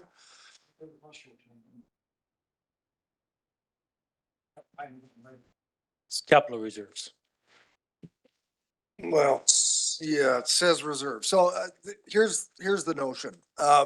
We need to replace this truck. The current one that's in service is costing a significant amount of money. I can tell you that when this roll-off truck program was first initiated, it was anticipated, or at least it was reported to the board then, that the roll-off truck would be a significant, would cause a significant reduction in the contracted work that was done. In discussion with staff in between meetings, clearly we need the new truck, and the one that's in service now has already, is indicated as there's significant costs to keep it on the road. So as a backup, it makes a lot of sense. The rationale for recommending short-term borrow is that it will, if this truck lasts 5 years, then the short-term borrow is 5 years. So it's good as far as timing goes, that the short-term borrow will last the life expectancy of the vehicle or a little bit longer. The other possibility is that, and I'm not suggesting that they do this, but suggesting they look into it, is the possibility of a second truck for recouping 100% of the contracted out work that's being done. That was the initial intent from what I recall when the roll-off truck program was first brought in. I'm sure everybody's seen that truck on the road. It's going all the time. I would like to see the staff look at whether or not the efficiency of another vehicle would make sense.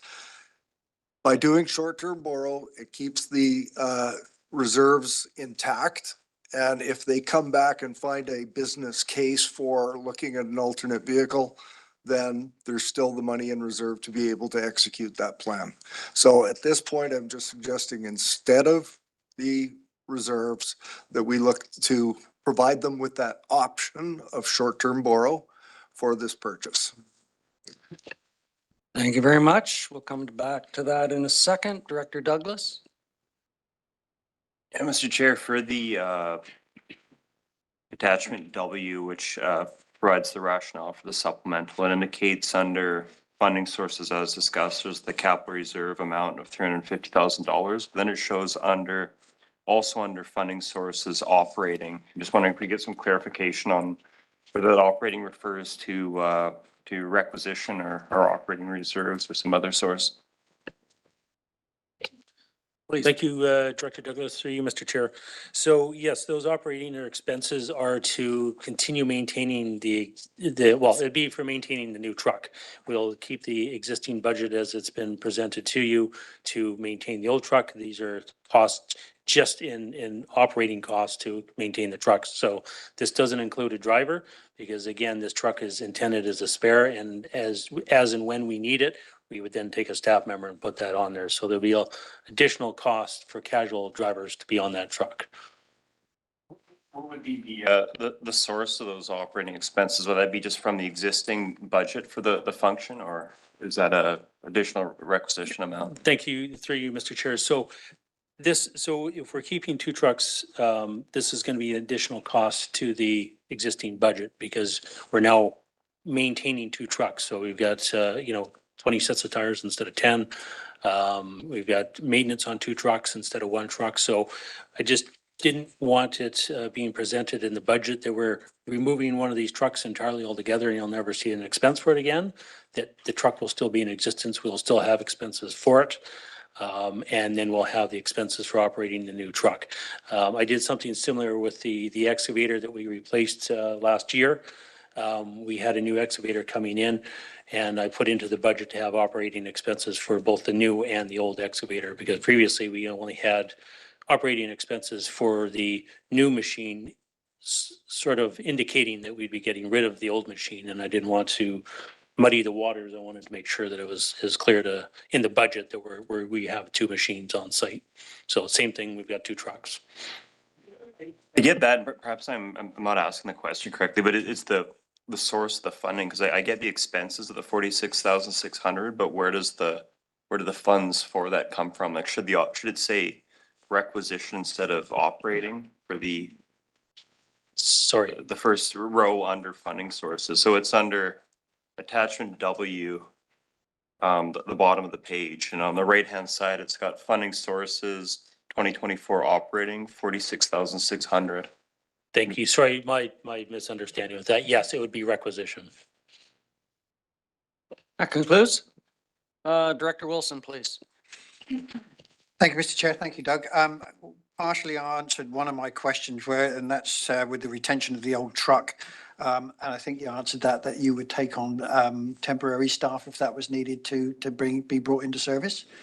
Okay, and I think you said that you would be recovering something like about 75% of the present contracted out by doing that. Correct. Okay, good. That's fine. One of the other things that Director Morrison brought up as well, and I've now got the correct labeling on these columns here. My original column said that it was coming from short-term borrowing, but it's not. It's actually coming from operating reserves. It's 350,000 here. I would agree with Director Morrison that we should shift this to short-term borrowing, and if there's a motion required for that, then I can make that as well. There is no motion on the floor yet. Director Morrison? So I'd move that the expenditure be approved and that the funding be either reserves or short-term borrow and leave that to staff to follow up with the appropriate funding. Do I have a seconder? Moved and seconded. That gives staff the option of going either way. I think that's a good route. But taking into consideration, Ms. Bowen, that should we look at short-term borrowing, there would be costs involved with interest rates, for instance, on that function, just for clarity. Okay, everybody ready for the question? All in favor? Thanks, Director Staples, for doing that before you left. She is going to be online. She just has to attend to some other duties. Any Director opposed? Douglas, any opposed first? That motion carries. Thanks. Yeah, Mr. Chair, looking at the last 7 items here, they're all either funded through capital reserves or existing requisitions. I think there's one with the Bings Creek HVAC system, which involves, I think it says a $500 increase in requisition. I'm wondering if we could move them all as a block, considering how straightforward they all look. How do we feel about that? Anyone want any pulled? I'll give you a minute to have a look. Director Wilson. This goes back to what was discussed earlier on about depleting the capital reserves. Again, I wouldn't mind seeing the same kind of motion brought forward so that staff can look at the relative costs of short-term borrowing or repaying the capital reserves. On those that are mentioned within capital reserves? They are in, that is Bings Creek, admin building, guard railing, the next three are the one we've just discussed. Whatever numbers they are. So if the mover is okay by including those which are in capital reserves to be looked at for short-term borrowing. Yep. as an option as well. Yep. Would that be okay with the body and the mover? So it's moved as a block and seconded by Director Abbott, that those. Okay.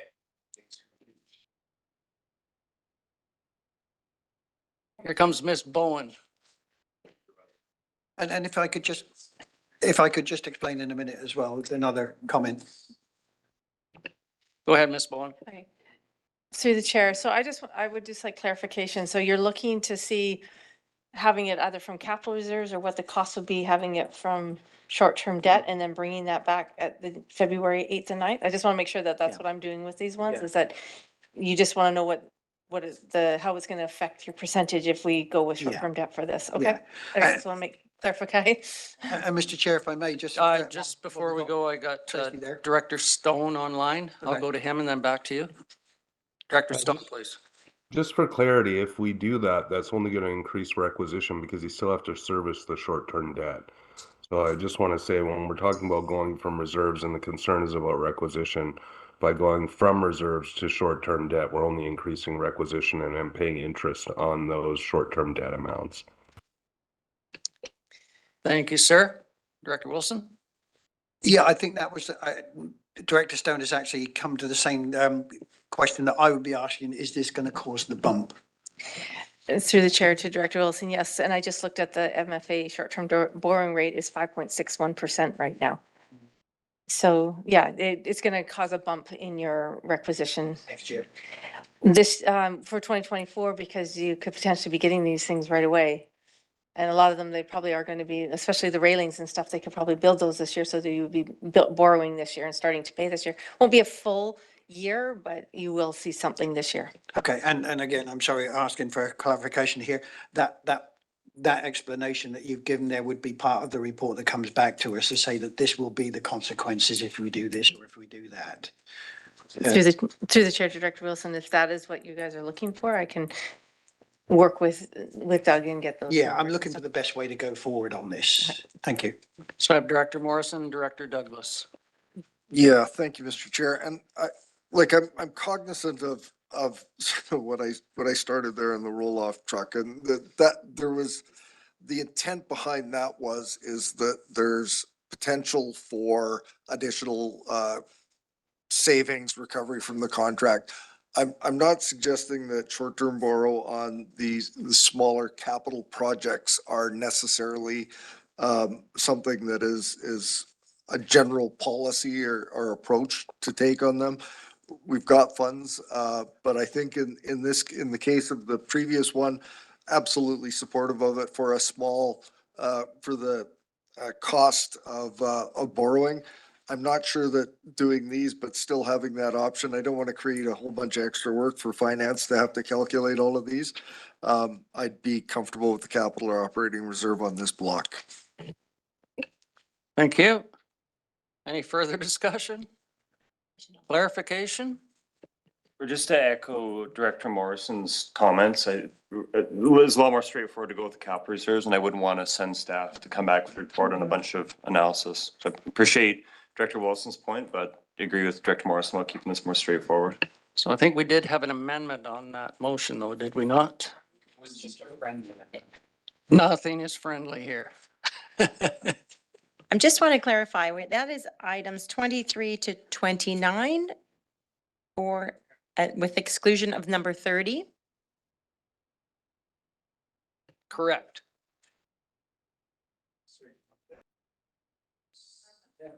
Twenty-three to 27 No, I went to 29. or 29? Okay. It's not.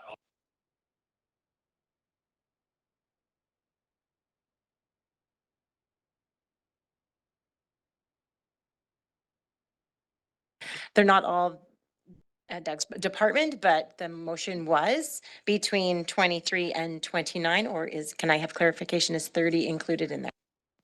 I didn't suggest 30 just because it's the aid directors only, so I thought focus on the auxiliaries. Great, thank you. So I have moved that those expenditures be approved and funding either by capital reserves or short-term borrowing with staff to follow up with appropriate funds. Director Stone. Yeah, I won't support the motion. I didn't see a properly moved and seconded amendment or a vote on the amendment to bring forward that report on short-term borrowing. I'm supportive of the block as it's been presented by staff, but if somehow this motion has come to include this additional item of short-term borrowing, I can't support it. Appreciate that. I don't believe that we did have a vote on the amendment and it was my mistake. As chair, I should have brought that forward as discussion and my apologies to the body for doing that. I'm tired and I'm hangry. Yeah. And I'm still can sad withdraw. that we had to bury George and not have a service. I can withdraw that if you like. I'm quite happy with moving forward. Well, as is. I want to make sure that we're doing the right process. So I believe that with that, we should defeat it and then move back to the original one. Sorry. There was not on the floor, the amendment. The amendment was not on the floor. So let's move back to the original. The main motion is the 23 to 29 as presented. Thank you. 23 to 29 as presented. And we had a seconder on that was Director whoever, Segal. Yeah, but yes, it was you. Yes, Director Nicholson. I had a question about the portable parks Operations. office building. So I think it's $40,000 to buy it, or it's $8,000 a year for 5 years. And so I guess, do they hold their value after 5 years? Will you have something that's worth selling or?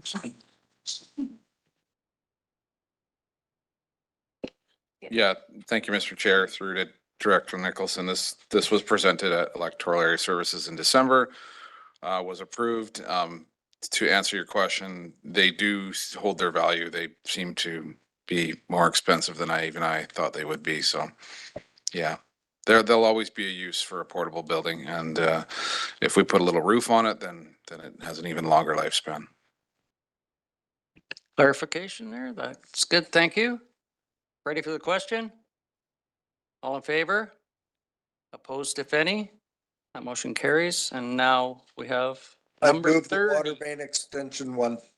Move the Moved next by item. Director Morrison, seconded by Director Martman. Discussion there. Call the question. All in favor? Opposed, if any? That motion carries. Thank you. Thank you very much.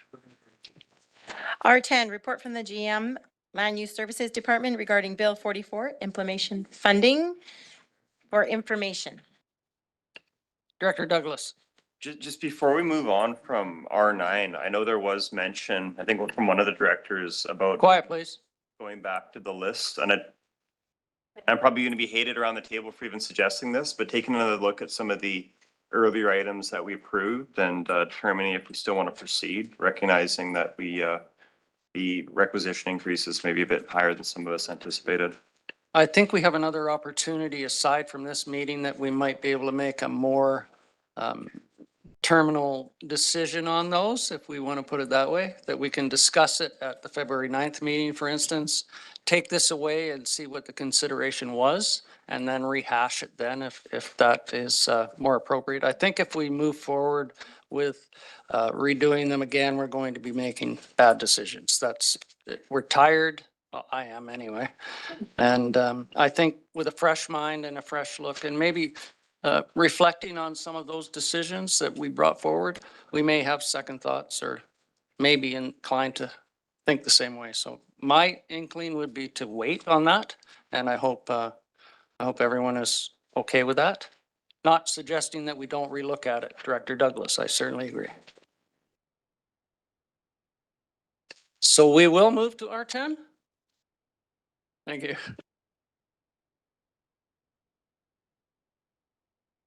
Good afternoon. Thank you. Separate paper. Through separate paper. Thank you for indulging the late report. This was good news, I suppose, that there are some strings attached. So the CBRD's received or has been notified that we will receive before the end of the month $323,000 from the provincial government to support implementation of Bill 44 legislative requirements. So those will be amendments to the official community plan, zoning bylaws, and updates to the housing needs assessment reports applicable to electoral areas. So municipalities will have received separate funding, so this will be for electoral areas only. And for the purpose of budget consideration, I have been working with our chief financial officer to update the core 2024 budget for function 325 community planning. And also there was a supplemental request that was put forward for GIS consulting services to support zoning and OCP work. And the proposal was originally that that would be funded through requisition. At committee, there was a change to split it between requisition and operating reserve. And so we can actually use the grant funding to cover it. So it's an opportunity to reduce the requisition even by a small amount. So that's all I have to report, and we'll be getting some more information from the province around the funding guidelines, and I'll report to EASC on those. Thank you. So this was for information, but if you do have any questions, please feel free. Any small amount is a good amount. Okay, all good. Thank you very much. Moving on. Thank you. No unfinished business, no new business, and no question period today because, well, there's nobody here. Closed session, motion that meeting be closed to the public in accordance with the Community Charter, Part 4, Division 3, Section 90, subsections as noted. CSR 1, that would be security of property, 91D, CSR 2, labor relations, and that'd be 91C. Move to go unclosed. Motion to go in closed, moved and seconded. All those in favor, opposed if any, that motion carries.